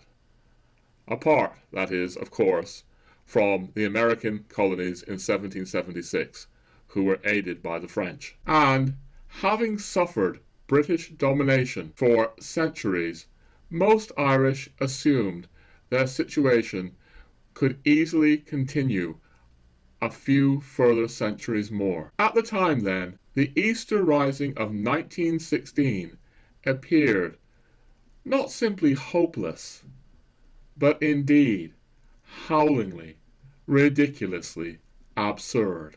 The devout Patrick Pearse, however, thought differently and prepared to sacrifice his life for his vision that Ireland might be free. Commandeering Dublin's General Post Office, hardly the centre of government, Pearse walked out onto its front steps at 4 minutes past noon and proclaimed a free Irish Republic to astonished onlookers. Here is a little of what he said to the dumbfounded passers-by outside the General Post Office, or GPO as it is known for short. Irish men and Irish women, in the name of God and of the dead generations from which she receives her old tradition of nationhood, Ireland, through us, summons her children to her flag and strikes for her freedom. We place the cause of the Irish Republic under the protection of the Most High God, whose blessing we invoke upon our arms. Now, the Easter Rising is generally considered a revolution, yet in certain ways it shares more in common with, say, Catholic counter-revolutionary movements elsewhere. As Mary Kenny, in her book Goodbye to Catholic Ireland, writes of the 1916 insurrection, during the rebels' occupation of strategic buildings in Dublin during Easter week, the Rosary was recited on the hour, every hour, a practice which Irish revolutionaries, to the head clutching bewilderment of, say, French radicals, considered natural. Mary Kenny is right.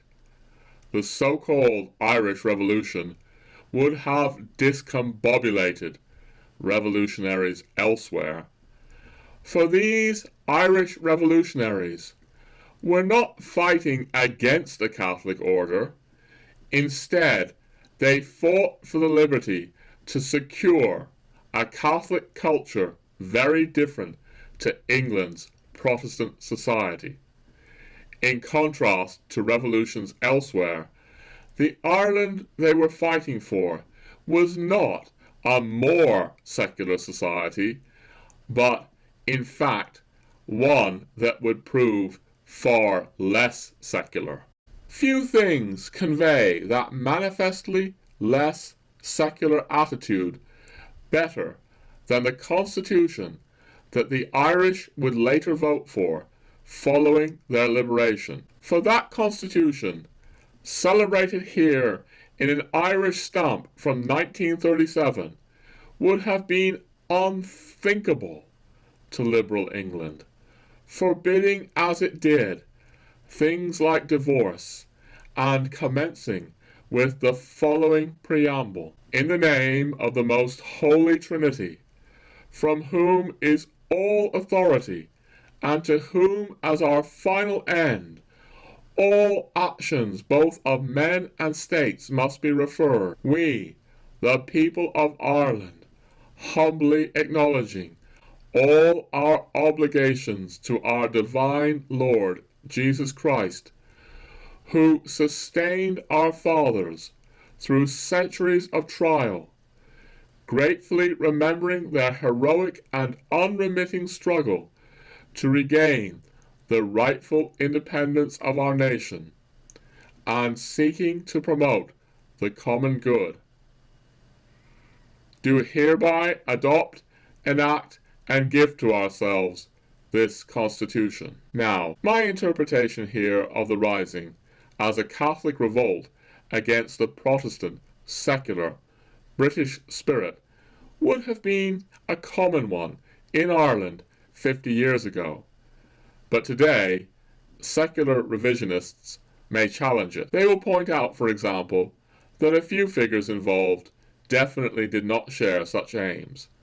For example, James Connolly's goals were certainly more socialist than Catholic, and there were a few, very few, Protestants involved. Such things are sometimes asserted to minimize the Catholic dimension of the Rising. Such arguments collapse, however, when we consider the remarkable Catholic piety not only displayed by the Rising's leaders, including Patrick Pearse, Eamon de Valera, and Eamon Kant, but also the vast rank and file of those who followed them into battle. Let us consider what Feargal McGarry writes in a recent and definitely secular book on the history of the Easter Rising. Volunteers were armed not only with guns, but rosary beads, scapulars, and holy water. Confessions were heard, conditional absolution was granted, and the rosary was endlessly recited. One GPO volunteer recalled, "'Twas not an unusual sight to see a volunteer with his rifle grasped firmly in his hands and his rosary beads hanging from his fingers." "Every man in the place went to confession," recalled one of the Jacob's garrison. There were many incongruous scenes. In the GPO, a priest set up a confessional beside the ammunition dump. And McGarry also speaks of how Elis Ryan described Father Augustine's spiritual support. Rosary after rosary was recited during the last 24 hours as the British military were closing in on the area. The firing was intense on Saturday. Father Augustine was still on his knees. He consoled the wounded and staff alike, and prayed for the success of the men in action. McGarry also offers this account of how one volunteer described how he surprised Amon Kant, commandant of the 3rd Battalion, during a lull in the fighting. I knocked, opened the door, and saw him kneeling in the room, his rosary beads in his hand and the tears running down his cheeks. During the week, some of the fellows began to cry when they heard shots, because they were a long time from confession, one of the Marrowbone Lane volunteers recalled. Father Kieran and another priest came down from Mount Argus, and they gave us all Agnus Dei. We could, in theory, spend a lot of time dissecting what I just ran there, going into all kinds of nuances and ambiguities, paradoxes that we don't have time for right now. But I think what cannot be denied is that after the Irish Revolution succeeded, after Éamon de Valera, who was the one leader of the rising who was not executed, went on and became repeatedly elected in Ireland over decades. After de Valera had de Valera, who, by the way, is buried, in my view, in so much misinformation and disinformation. Anyway, de Valera, or Dev as he's known for short, after Dev had put that constitution to a referendum in 1937, a constitution that, as I said, was far less liberal than anything you would ever see coming out of England, vesting authority in the Holy Trinity. The real point that can't be denied is that Ireland once had this enormous spirit of resistance to the British, whom they did see as materialistic, capitalistic, and even really rather godless in their secularism. Also a bit sleazy. The Irish would look at British tabloids and things like that, and they would be shocked. They would have been very shocked by Playboy magazine being introduced into America in 1953. And by contrast, the British certainly looked down at the Irish. According to the British at that time, the Irish were rather dim and stupid. They were very, very impractical and unpragmatic. They were kind of seen as mystical, airy-fairy, dreamy, priest-ridden, superstitious law. And this was actually, the excuse given for why the Irish had to be governed by the British, because, the Irish just weren't up to the job of governing themselves. They were a bit dim. If you've lived in Britain, as I've lived in Britain for many years, and also my British wife, really grew up, in London in the 60s and 70s, with the idea that, the Irish were dim. What can I say? I came to Ireland in 2004, and I could see how, Ireland was not quite as pragmatic as the British, and was not quite as good at capitalism as the British, back then, even though we were, into the Celtic Tiger by then. But you know what? Even back then, in 2004, I became fascinated by the Irish mind. And I quickly came to the impression, really, just within, in my first months and year of being there, that the Irish were incredibly intelligent. That they had a different mind to the British. What do I mean, a different mind? Or how did I come to such an impression in such a short space of time? Look, ladies and gentlemen, I'm going to tell you a story, set the scene.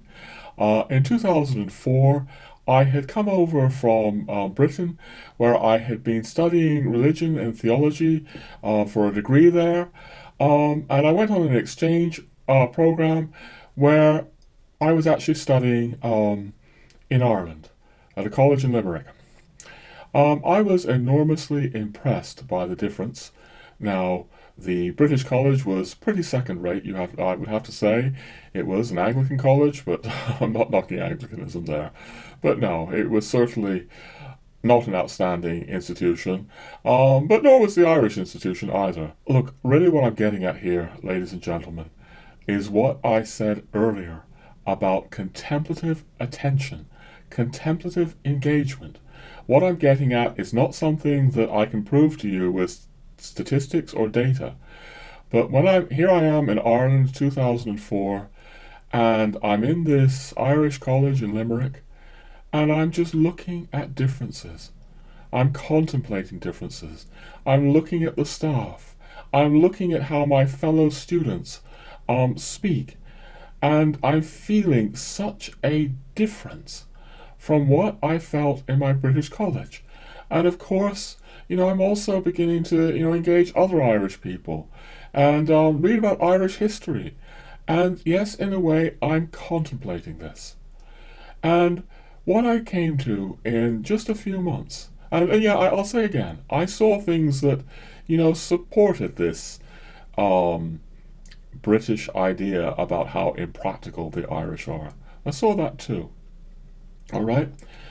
But I quickly came to the conclusion that the British were pretty autistic in their condemnation of the Irish. What do I mean by autistic? I'm exaggerating, but unable to see outside of themselves. Thinking that intelligence is, what helps you make a good, pragmatic, world-conquering, capitalistic empire. But what if the Irish have a different intelligence? It's very hard to get that intelligence into words.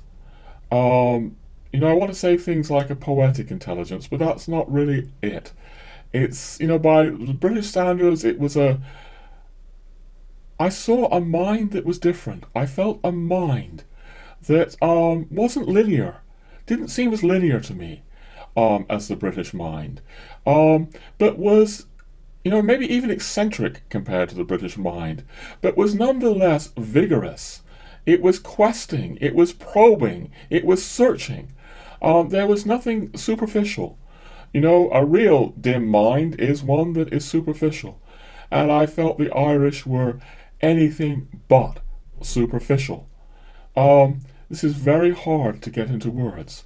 But, another whole factor here we could go into is that obviously, bigger countries like Britain or France will produce a bigger quota of, great thinkers, great authors, great poets.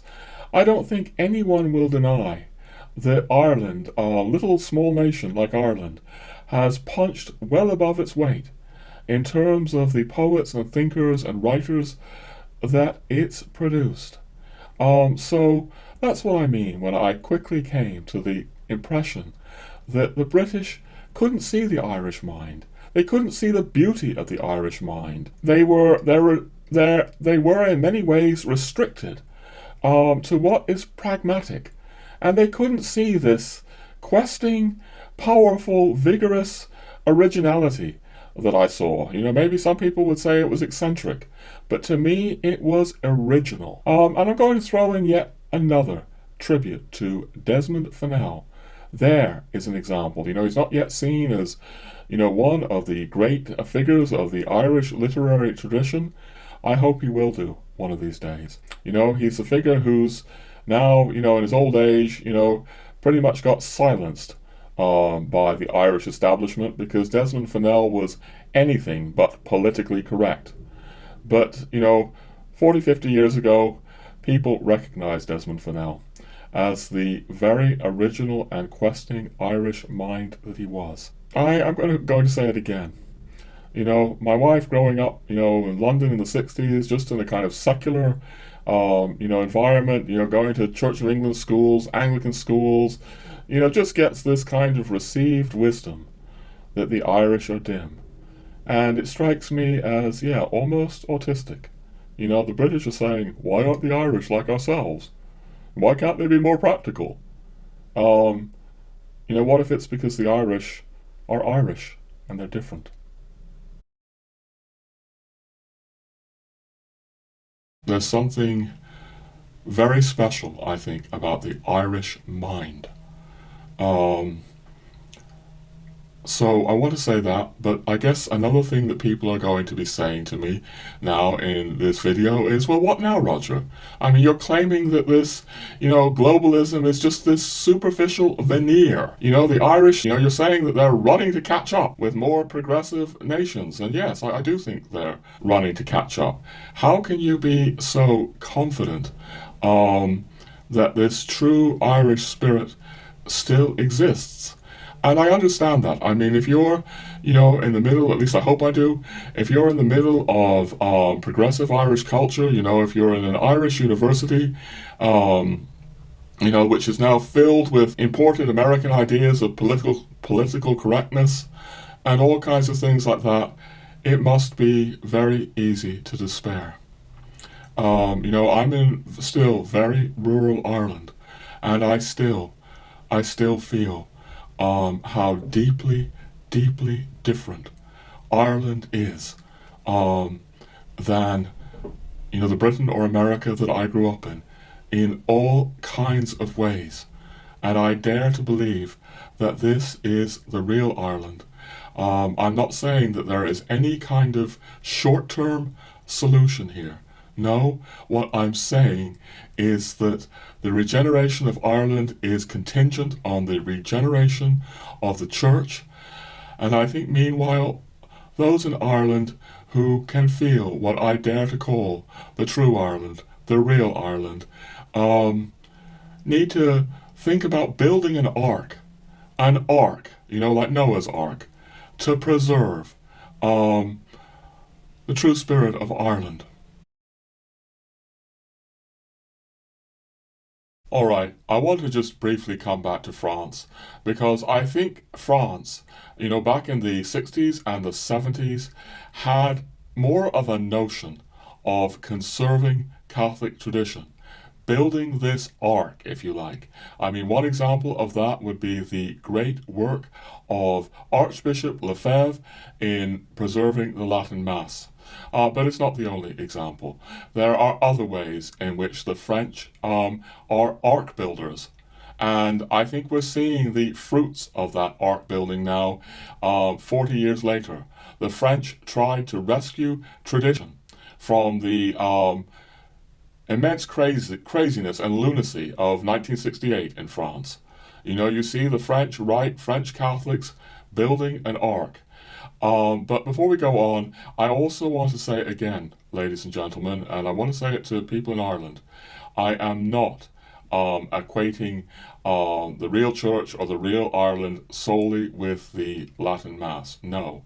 Now, for example, we have here in Ireland the Legion of Mary, which isn't at all a Latin Mass organization. And I can't tell you how deeply, deeply moved I have been by the piety and loveliness, really, that I've experienced in the Legion of Mary over many years.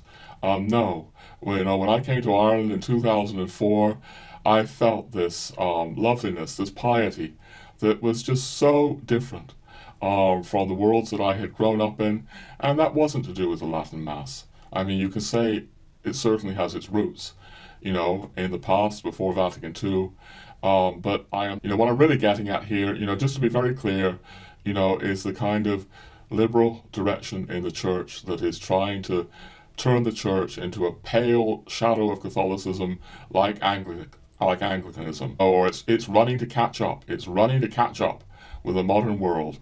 That isn't Catholicism. All right, I want to come to something now that, again, might sound overly harsh to my British and American friends, because what I do, Grieve Ireland, is trying to catch up with is, British culture and the progressive sides of American culture. Again, I know those are not the only sides there are to American culture, but it grieves me very deeply. And I'm going to throw something else in here that will help clarify things.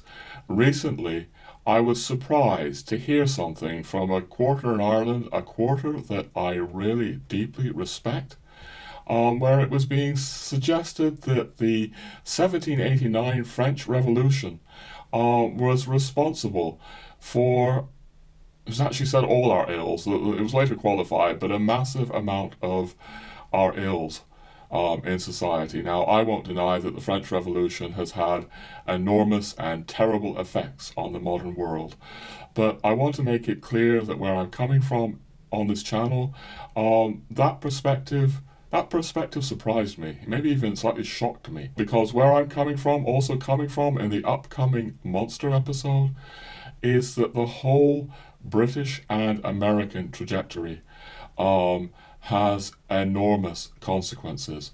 You can't just pin this on the 1789 French Revolution.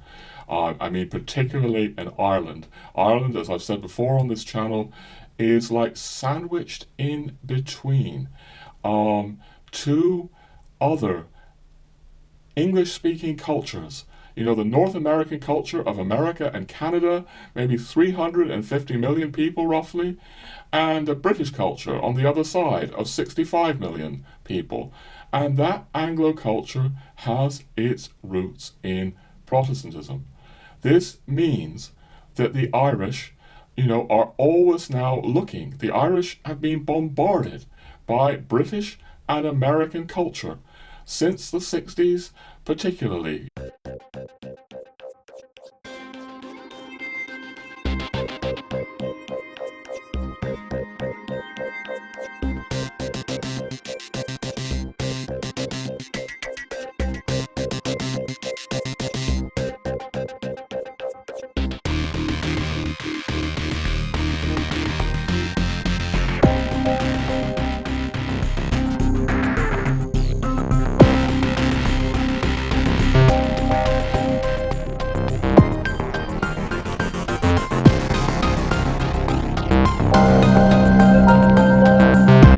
Television came to Ireland in 1961.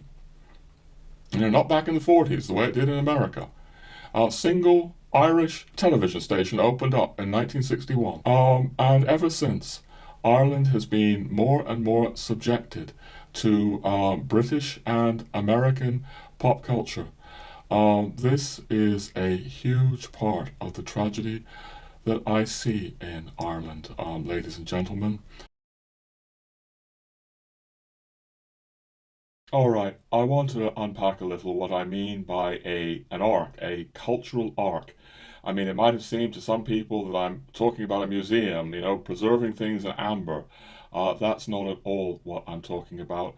I'm talking about resistance. The point of those last clips is that we need to be realistic, that we are facing in Ireland, and have been for decades now, a deluge, a flood, an inundation of imported, above all, Anglo-American culture. And this flood needs a boat, I think, to weather the storms. A boat where people preserve what Catholic Ireland, what the true Ireland, I'm saying, really, truly is. And I think all hands are needed on deck on this arc to weather the storms. So whether it's the glorious Legion of Mary, or it's the glorious work that's being done with the Latin Mass, preserving the Latin Mass in Ireland, people of many different perspectives are needed to contribute to this arc. And so much of it, I think, is about being vigilant, about raising awareness. So we need vigilance, we need awareness on this arc, but there are all kinds of people coming from very different perspectives. Although, look, ladies and gentlemen, I'm going to play you just another very brief clip from about a minute or so, I think, from an older episode on this channel where I was talking with a very lovely Irish guy who inspires me. His name is Paul Macquarie. He was working for EWTN at the time, and he interviewed me for EWTN, Celtic Connections. And, Paul's very different from me, at least at the time. He wasn't in any way a traditionalist, into the Latin Mass, very much born and raised in Ireland, has Ireland in his bones in a way that I don't have it in my bones, although he has lived abroad and I think he can see Ireland from the outside. Anyway, I want to just throw a brief clip of, the kind of vigilance that Paul is getting at in terms of the New Age.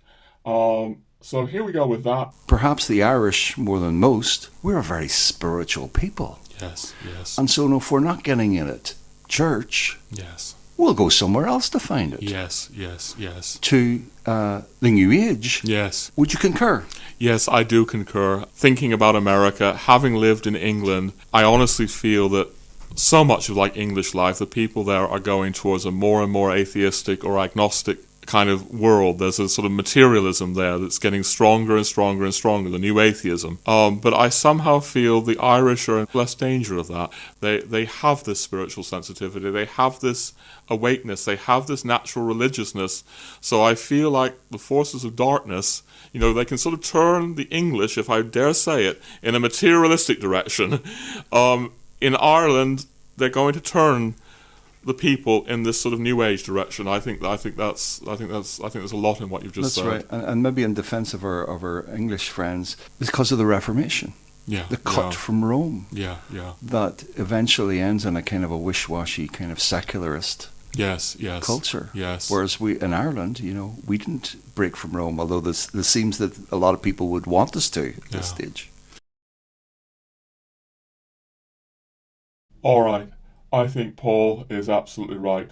This is what all kinds of people in Ireland would now want, particularly the urban young and in the south and east of the country. Look, ladies and gentlemen, I'm sorry if I seem to keep banging a tired old drum, but it seems important to me because this vast shift in Irish attitudes, in my view, cannot be divorced from the massive onslaught of the post-Protestant ethos that has happened in this country over the last decades. Now, I'm not trying to say that the Irish aren't responsible for themselves. They've bought into this. Although, we shouldn't underestimate how much this kind of culture hammers at people, hammers at young minds. But yes, the Irish have bought into this culture. And there's also, of course, plenty of Irish themselves now, imitating this culture. I think of someone like Bob Geldof. Bob Geldof would have clearly grown up listening to bands like, the Rolling Stones and the Sex Pistols, British punk music. Undoubtedly, Bob Geldof, the Boomtown Rats, are like an imitation of that kind of British culture. And yet there's so many, things I want to nuance here as well. Obviously, Bob Geldof has done some great things for the world, for Africa. But, I feel like saying something. Catholic Ireland cared so much for the so-called Third World. It had such an incredible outreach. The poor Irish donated proportionally of their money. If you look at the figures, incredible amounts to the so-called Third World. And, I actually suspect, I can't know, but that if Bob Geldof had, say, grown up in, I don't know, London or New York or Zurich, one of the great, Zurich, Switzerland, one of the great banking cities of this world, one of the great centers of capitalism, if he'd grown up in one of those cities, instead of, still Catholic Dublin in the 50s, sacramental Dublin still, maybe Live Aid and all his work for Africa would never have happened. But, we don't want to acknowledge those aspects of Catholic Ireland. The Irish are too busy running to catch up with the post-Protestant ethos. And, there is this elephant in the room here. The elephant in the room is with this massive onslaught. The young Irish being, hammered 24/7. Steady diet of, I'm sorry if I'm banging on this too much, the Anglo-American culture. No, I'm not sorry, but it's like, I need to speak about it in the right way. There's a tragedy here. There's a tragedy here for the young Irish being subjected to this around the clock. I want to acknowledge the nuances and paradoxes. Obviously, the Irish have bought into this. Obviously, the Irish have their own imitators. Bob Geldof is one of thousands of Irish cultural figures, who have taken on this kind of post-Protestant ultra-liberalism. I mean, you can say, well, that's their choice. If people like Geldof prefer to imitate post-Protestant culture, that's their free will, isn't it? And of course, there's a truth to that. But that analysis also ignores the unbelievable hypnotic power of modern media carrying the messages it does, carrying messages to our children from their earliest, most tender years.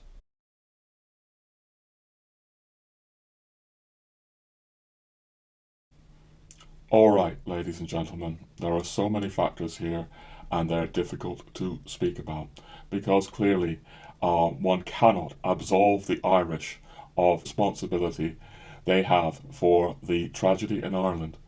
And I also think one cannot absolve the direction of the Catholic Church. Since the 1960s and 1970s, I do believe that Valentin Tomberg is correct in speaking about a degeneration of the Catholic Church, of the human side of the Church, that regularly occurs to the Church.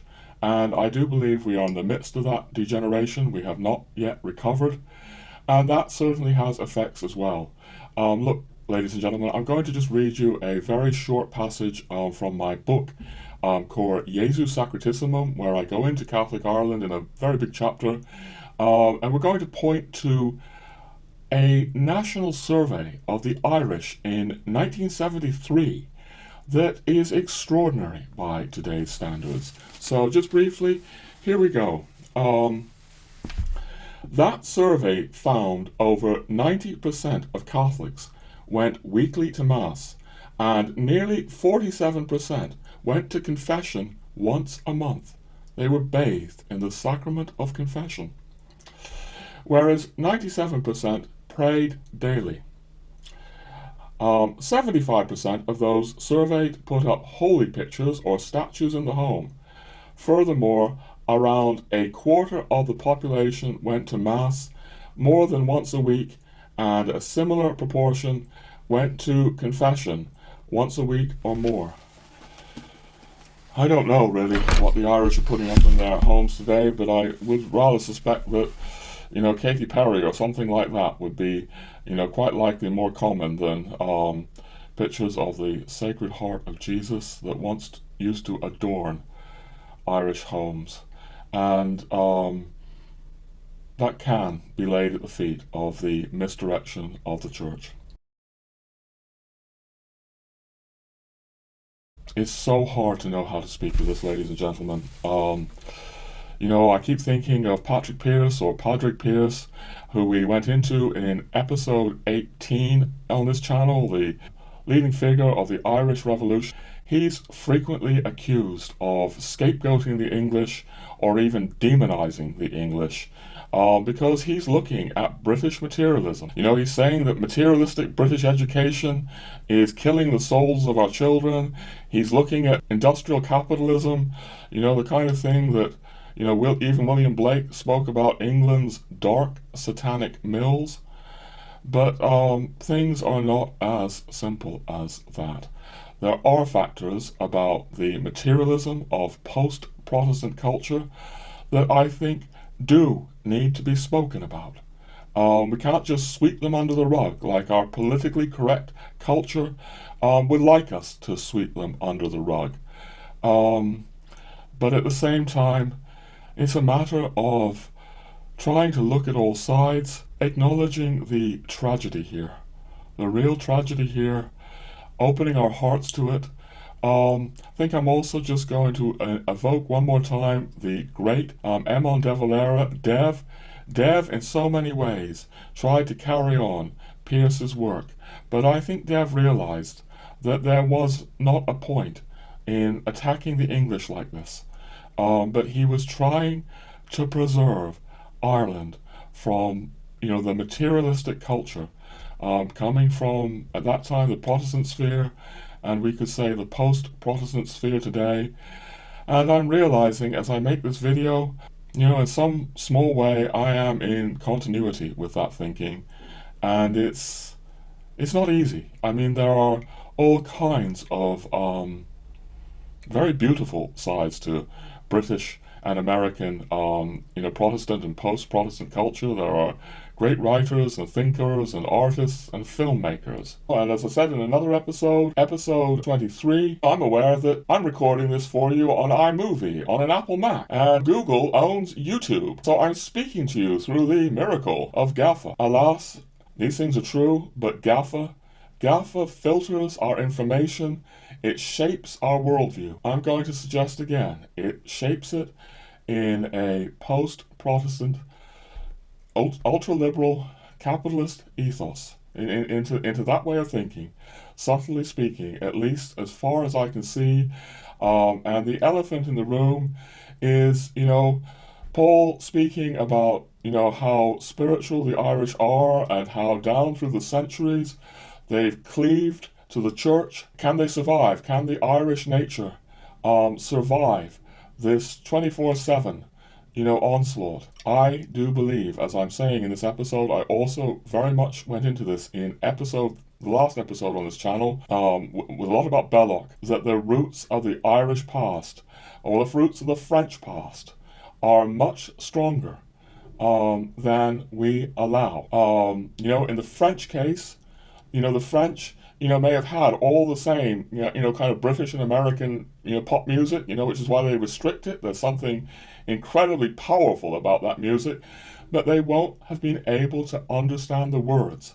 Ireland is particularly open because she shares the same language, and France is protected by the linguistic barrier. But yeah, there is something. I do actually think Britain and America have something of a genius for pop music, for communication strategies, and it can be extremely insistent.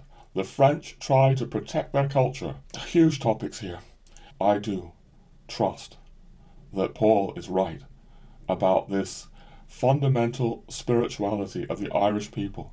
All my years in Ireland show me that the Irish, are not like the English or the Americans. The roots of the past are very deep, and that's one of the things that I've been trying to demonstrate in this episode and the last one.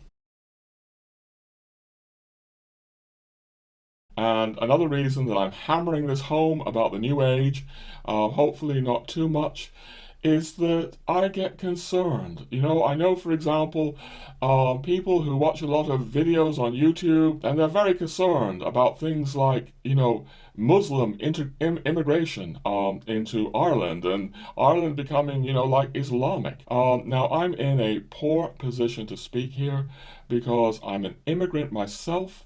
Now, I am an immigrant who loves the culture, and obviously, the kind of situation that France is in with masses and masses of mass immigration of Muslims who don't love French culture is very different from the kind of immigrant that I am. But I really want to say, I don't think, the Islamicization of Ireland is any grave danger right now to Ireland, but the New Ageization of Ireland, This is a big deal, and I'm glad that Paul can see that, because I don't see many people really speaking about this.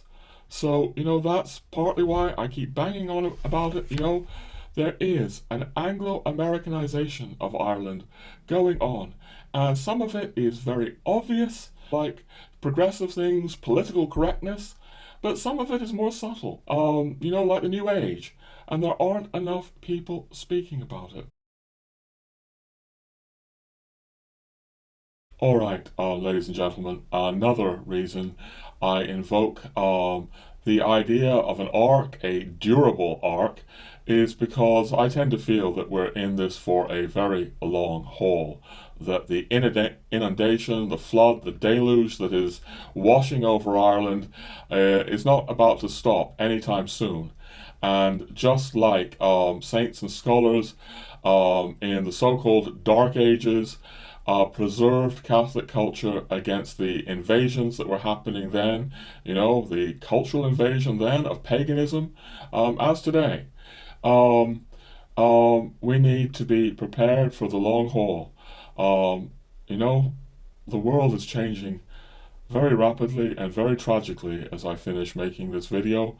Who knows if, what I'm calling the post-Protestant, liberal, ultra-liberal, and capitalist ethos is really as stable as we think. But I assume, ladies and gentlemen, that we are in this for the long haul. Again, I have no hope for a work for Ireland without the Church regenerating herself, but I have every hope the Church is going to regenerate herself. So we need something durable so that people can be working from this arc for decades and generations to come. But look, the arc also has to be visible. I have an entire chapter in my latest Gentle Traditionalist book called Making Catholicism Visible. GT starts it out by saying resistance is not futile. And then a dialogue goes on about the simple fact of making Catholicism visible as a first step. Because, the shocking thing is that we now have generations of young people in Ireland particularly, and that was critical in the abortion horror that happened, the young vote, who have no idea what Catholicism is anymore. That's part of this post-Protestant invasion. It's part of, I believe, the Catholic Church losing its vitality, losing its life force, running to catch up with secular liberalism. We need to make real Catholicism visible. GT talks about that all in that chapter. I mean, again, this book is sort of a novel, but really in many ways it's my manifesto for the ideas that I'm expressing here, and the ideas I'm expressing on the rest of this channel. That book is a manifesto, making Catholicism visible, because this post-Protestant liberal culture flooding Ireland makes Catholicism invisible. This is the first step, making it visible. And I think the French, in some ways, understand this. This graffiti that was visible all over Paris, Sacred Heart graffiti, I'd like to see, the Sacred Heart was important in Ireland as well. I mean, stencils. I can't help think of stencils like, I want to say fight for Catholic Ireland, or fight for the true Ireland. Maybe given all the paramilitary things that have happened in Ireland, might be better to have pray for the true Ireland. Things like that in the right places, who knows what those places would be, would not go amiss. They make visible that there is a section of people in this country that still takes Catholicism seriously, that isn't just parroting, the Anglo-American, ultra-liberalism. First step is just making things visible. And this is, I'm going to just come back to France here. In the wake of 1968 in France, which was the, immense triumph of the French left, people on the French right, as I see it, began to construct this arc. And that included Catholics. It also included pagans. People like Alain de Benoit, the pioneers, New Right in France, which then feeds into the, American alt-right. I'm not endorsing pagan versions of the right. No, I'm not. What I'm trying to say is what is happening in France is an outgrowth of the fact that the French started doing things back in 1968. We could do an entire episode about this, and if I ever get time, I really hope to. But for now, I think I just want to just speak a little bit about how what happens in France is that they make an alternative viewpoint visible. Whether it's, a million people turning out to protest the illusion that two people of the same sex can get married, or whether it's graffiti, or whether it's all kinds of things. In France, the resistance is not invisible. And the Anglo-American culture, of course, works into Ireland in other ways. I've also been reading a book, or at least looking at a book, by a Dutch sociologist. I'm probably going to mangle the pronunciation here, but his name is Jan Nederveen Pieters. I want to read you three sentences from his book about something he's calling McDonaldization. The McDonaldization thesis is a version of the recent idea of the worldwide homogenization of societies through the impact of multinational corporations.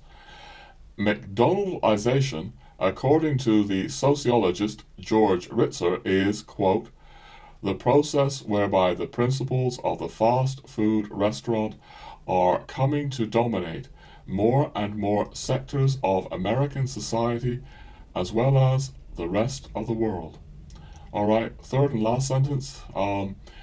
McDonald's formula is successful because it is efficient, rapid service, calculable, fast and inexpensive, predictable, no surprises, and controls labor and customers. All right, we can't go too much into that now, but I think it should be obvious that McDonald's exemplifies certain processes of modern capitalism where everything becomes standardized, becomes uniform, becomes manageable and predictable. And these kinds of processes have been pioneered above all in the American world, and they're not devoid of relationship to our current social ills of a throwaway culture of instant gratification. Certainly, I do see a McDonaldization of Ireland. And, it reminds me very much of what I'm seeing in France, where the French are speaking about GAFA, about Google, Apple, Facebook, Amazon. It's tempting to throw in another M or two there. You could throw in Microsoft. You could throw in McDonald's, GAFAM. I know that multinational corporations come from all over the globe. There are French multinationals, there are Japanese multinationals, and so on and so forth. But we can't get away from the fact that many of the most powerful do come out of the American sphere, out of this post-Protestant sphere of culture, and that is coming into Ireland. And I think the French are often more conscious than many Irish are, at least, as to how that is affecting their culture. I mean, ladies and gentlemen, here's another reason why I keep speaking about France. Throwing these French things in. It's my own very, very, very tiny, humble effort at creating a bit of balance. What do I mean by balance? I mean that what we get in Ireland is overwhelmingly Anglo-American. And if I can bring just a bit of France into this channel and how the French are looking at things, maybe that's a very, very tiny corrective. Because in my reading of this situation, Ireland has been overwhelmed by the post-Protestant Anglo-American culture. It would make De Valera, it would make Pierce, it would make the revolutionaries of 1916 turn in their graves. All right, ladies and gentlemen, I want to shift gears slightly anyway, and say a bit about my upcoming so-called monster episode, although it has to be said that this present hodgepodge of an episode which has been growing organically is also becoming something of a monster episode. But anyway, the monster episode, as I call it, is definitely bigger than this, definitely more ambitious. It's obviously delving into the issues that we've been exploring here and taking some of them further, but it's much more than that. It's a very, very personal episode about some of my personal experiences living in Europe, for example, even some of my interior experience. But it's also an episode that is very, very, very much about Valentin Tomberg, that great Catholic convert and thinker who, as I've said on this channel, in the past, and I certainly say it in the upcoming big episode, I owe the world to. I owe everything, without Tomberg, and I go into this in the upcoming monster episode, I would be no more than some kind of liberal, new agey Anglican today. It's Tomberg who broke down all my prejudices to Catholic tradition and deconstructed my New Ageism. The upcoming episode is about that as well.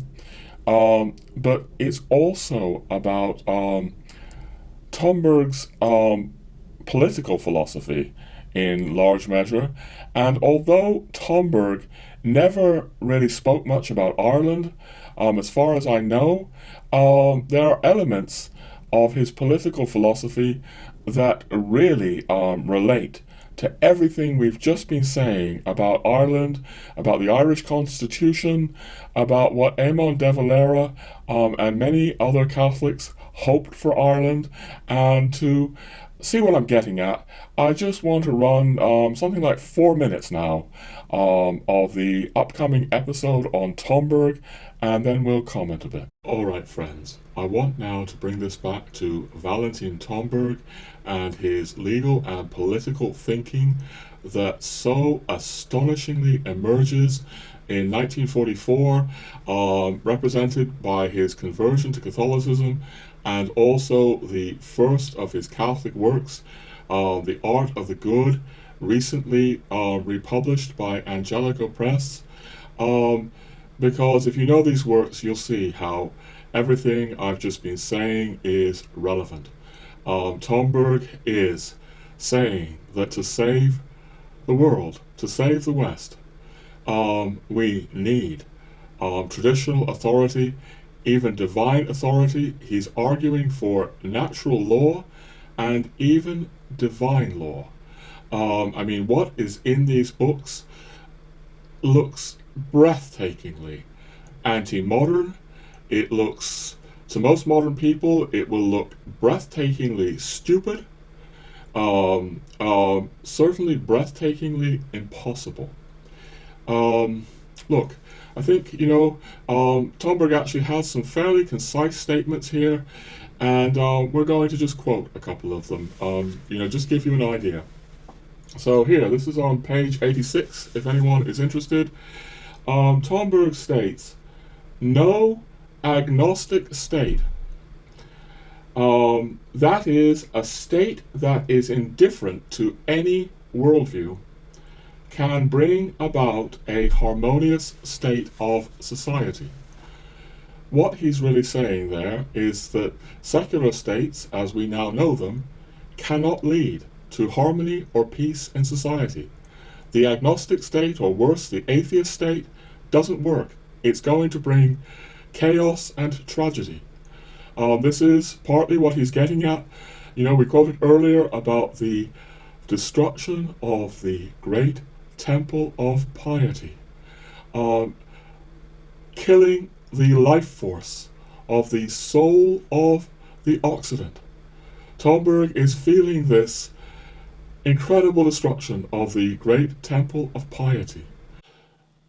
Look, I'm going to read you a bit here. There's some dense lines. I may abridge them slightly, but not, I promise, ladies and gentlemen, to change the meaning.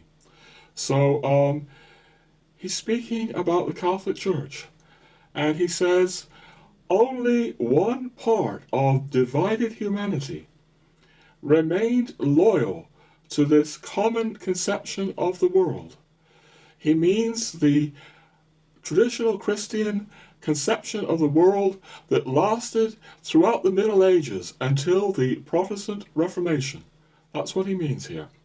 And whereas the rest of the world went astray, he's suggesting only one part remained loyal. And he goes on to say, it is the Catholic Church. And what he says next is astonishing, especially coming from a former anthroposophist. It is the Catholic Church as the soul, S-O-L-E, carrier and caretaker of Christianity's tradition in the present, and as the most universal representative of humanity's Christian ideals today. All right, ladies and gentlemen, I trust that it should be obvious how all that relates to Catholic Ireland now, and for several reasons. First, because until very recently, just the last few decades, Catholic Ireland was one of the few places in the West that did remain intensely loyal to what Tomberg is getting at here, the Christian conception of the Middle Ages represented by the Catholic Church, whereas the rest of the world, or the rest, so much more of the West, went into Protestantism, went into the Enlightenment, went into secularism. Catholic Ireland remained loyal. In fact, if I re-invoke now my New Age character that we heard earlier, the one who's saying, yes, I get it, Catholic cultures remain more stuck in the mud, and he's agreeing with the Gentle Traditionalist, he would no doubt say, yes, Catholic Ireland is only now breaking free from its medieval chains. This is how progressives look at Ireland. The Ireland of abortion is only now breaking free from its medieval chains. Yes, this is how progressives, of course, speak in modern Ireland, that we're now free. And of course, freedom is the keynote of all the great secular revolutions of the last few hundred years. People proclaiming freedom, freedom, freedom, freedom from our medieval bondage. But you know what, ladies and gentlemen? A baby that has been killed in its mother's womb is not free. All right? Or someone who is addicted to pornography is not free. He is victim to a compulsion. Someone who is addicted to drugs is not free. Someone who is terrified of rising crime is not free.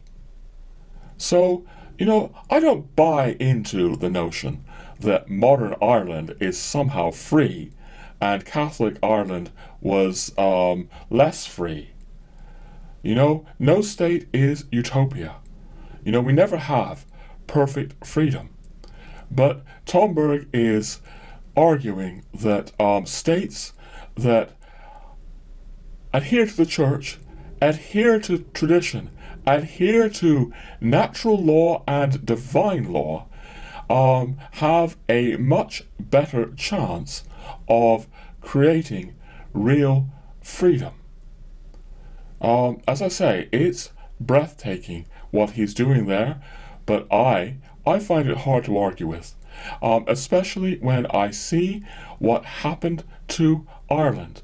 So Tomberg is speaking about saying that no agnostic state, and he means, what we mean by modern secular states that are so-called indifferent to a metaphysical worldview, states that are grounded in a de facto materialistic ideology, they can only lead to ruin. They can only lead to calamitous social consequences because they're based on a lie. Materialism is a lie. And to see us spiraling down into ever greater capitalism and materialism, for me, it only confirms Tomberg's arguments in these legal and political works of 80 years ago, written just after World War II. Now, it also confirms, what Émile de Valera was trying to do in 1937 in erecting in Ireland a constitution that vested authority in the Holy Trinity, or a constitution that was not liberal in spirit in the way the Protestant Anglosphere is liberal in spirit, that was, shocking to people in the liberal Anglosphere and seen as, severely restrained. So much here, ladies and gentlemen, but Tomberg could only salute, I am sure, from reading his political works, what Émile de Valera was at least trying to achieve in Ireland and is now being destroyed by global capitalism.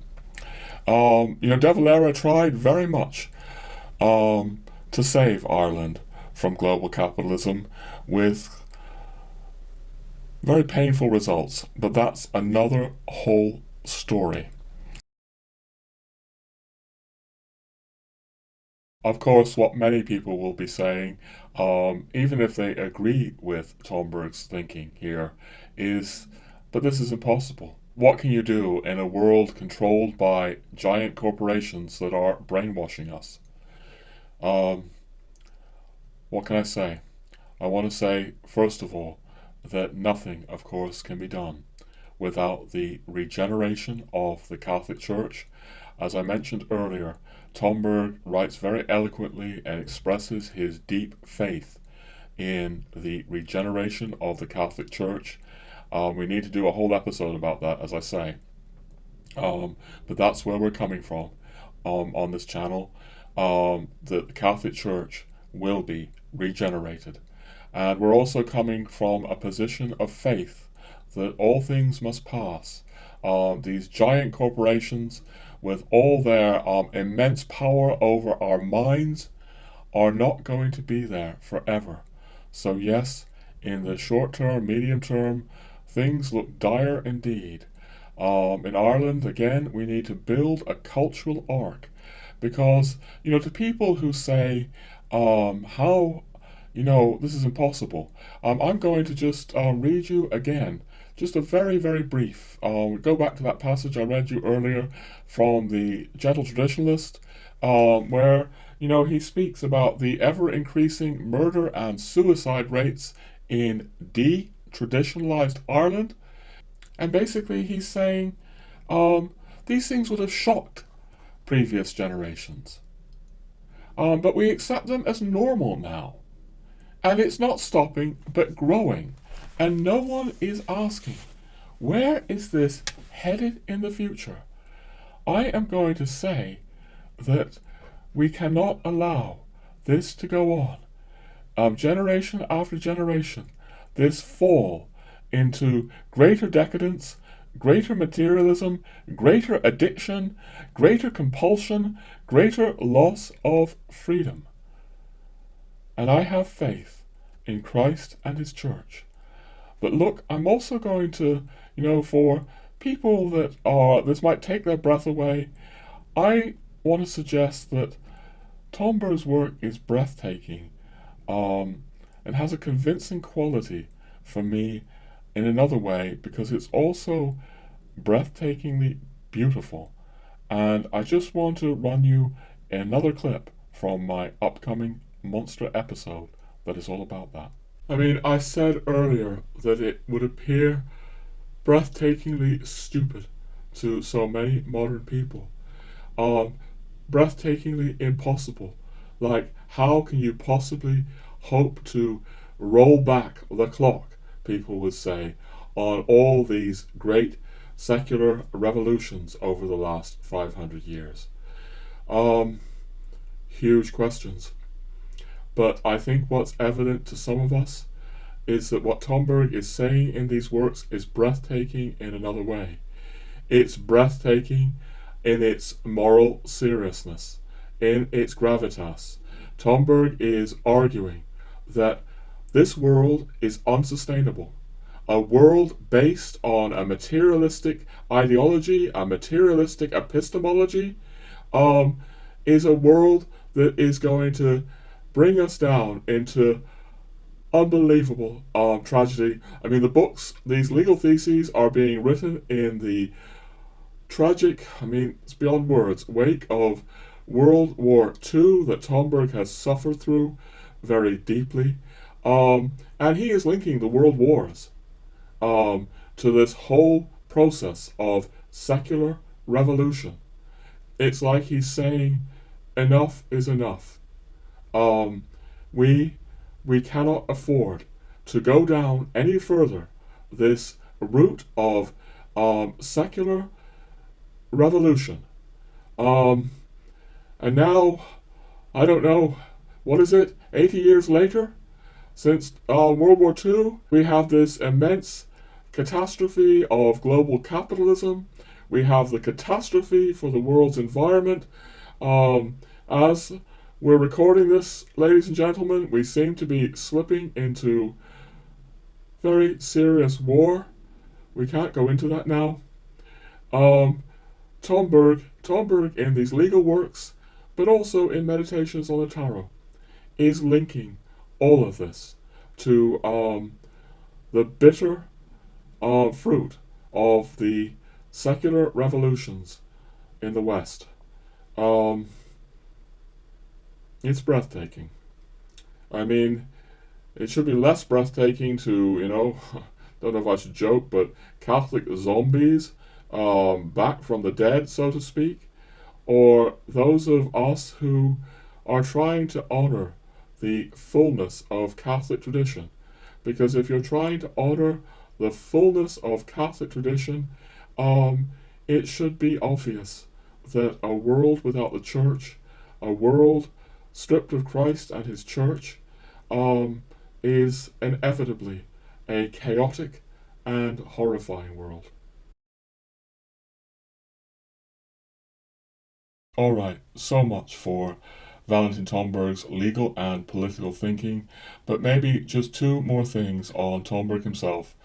First, I want to state again, the next, or rather the big upcoming monster episode, so-called, is again very, very, very much about Tomberg. I don't want to mislead you. It's to do with all these issues as well that we've been speaking about, but it's very much about Tomberg. And the second point that I want to make is that Valentin Tomberg is not yet, unfortunately, known in the world for his legal and political thinking. No, he's known for some pre-Catholic writings, anthroposophical writings, which he renounced, wished he'd never written. But he's also known for a Catholic book with the strange title, Meditations on the Tarot.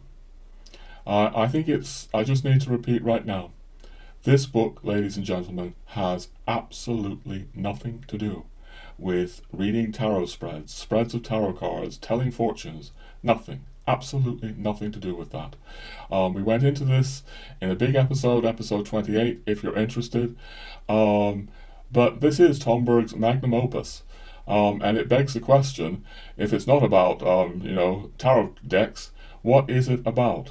Look, it's a vast, massive, intricate, complex book, 650 huge pages, lots of dense text on every page. We can't easily sum it up very well, but I have here a minute and a half from the upcoming episode where I do try to sum it up.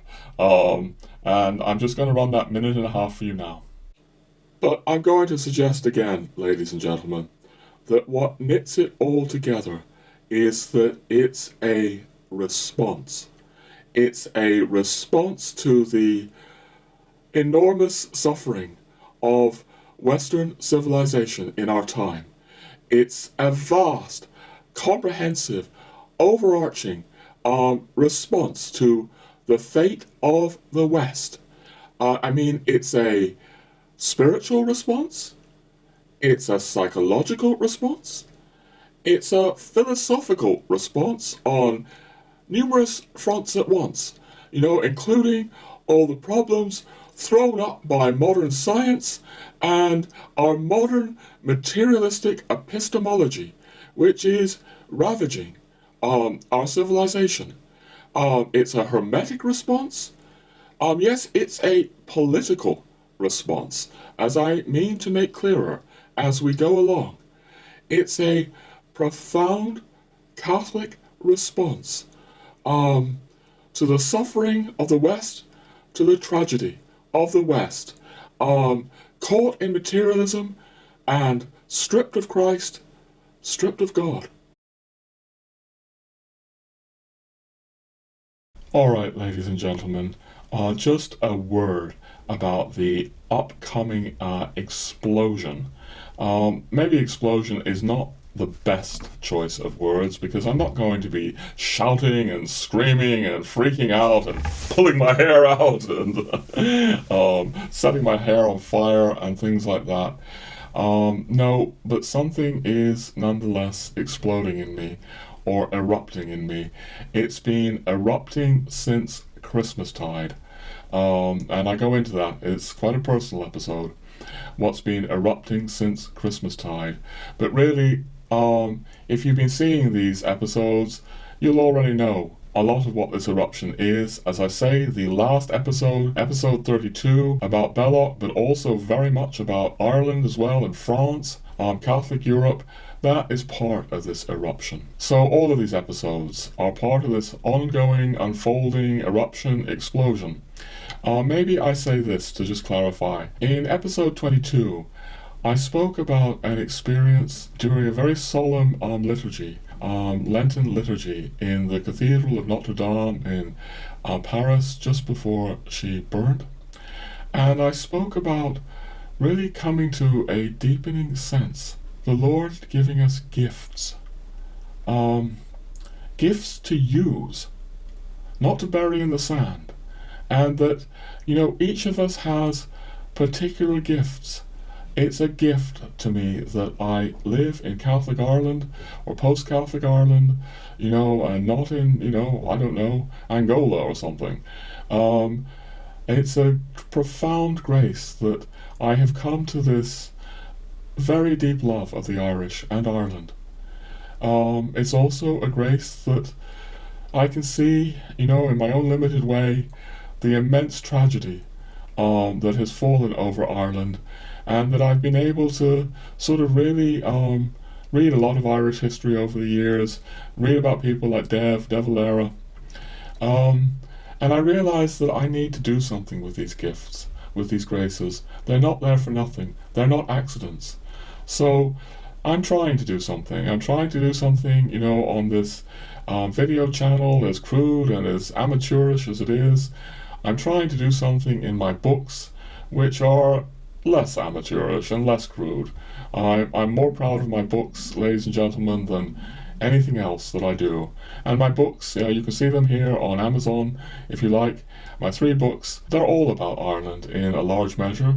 They're written in a way that people from all over the West can appreciate them. But very much they speak to the Irish tragedy. And I am trying to do some kind of work in my own hodgepodgey and bumbling way, using the gifts God has given me for Ireland. So that's one aspect of this ongoing eruption, but there's so much more. Obviously, it's very much about Tomberg. I've warned you of that. Also how I believe Tomberg's legacy is being misrepresented in the world.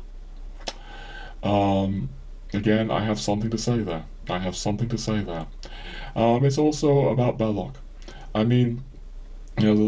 This episode and the last episode have been, if you like, very much Bellocian. This one might not seem explicitly Bellocian, but so much of what I said in the first 2 hours owes so much to Belloc, which is why he's behind me here. But the next episode or so, we're really going to go into the Tomberg side.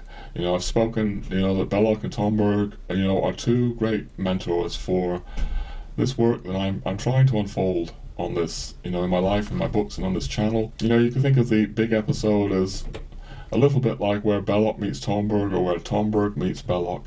They're very, very different.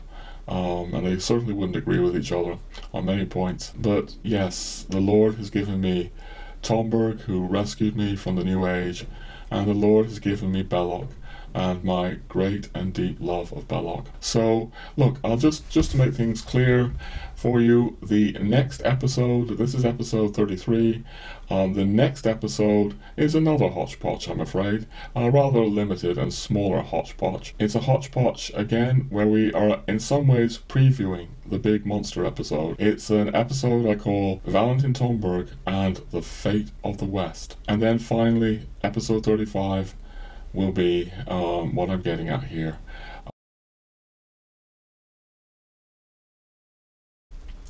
This channel is now reaching two very different kinds of viewers. There are the faithful Catholics who have watched it from the beginning, and I thank you all, or I've been watching it for a long time. But when I did the big episode on Tomberg, episode 28, which has been by far the most successful episode this channel has ever had on just about every count, it brought a new kind of viewer to this channel. It brought a viewer who is like I was years ago, skeptical of the Catholic Church, can't believe what Tomberg is saying about Catholicism. And these Tomberg episodes are speaking to that audience as well. It's hard to speak to two different audiences at once, but I'm actually glad, ladies and gentlemen, that this channel is not just preaching to the choir. I'm actually glad. It seems that more people are interested in what I have to say about Tomberg than are interested in anything else I have to say, which is striking. But that's how I'm reading, my Google Analytics data. So I need to respond to that audience, but also, obviously, I believe Tomberg rightly understood, and I do think there are problems with his legacy in the world, and I'm trying to address that as well. I think his legacy in the world is being misrepresented. That's another theme of the big, sprawling, maybe 4-hour episode. So much is there, so much has been erupting in me since Christmastide. Can't pull it all together now, obviously.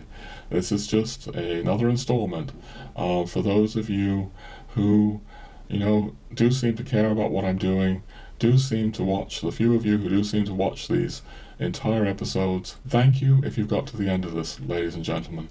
Thank you for your attention and your care and your support. I think that's all I'm going to say for now, except to say, God bless you in these very troubled times.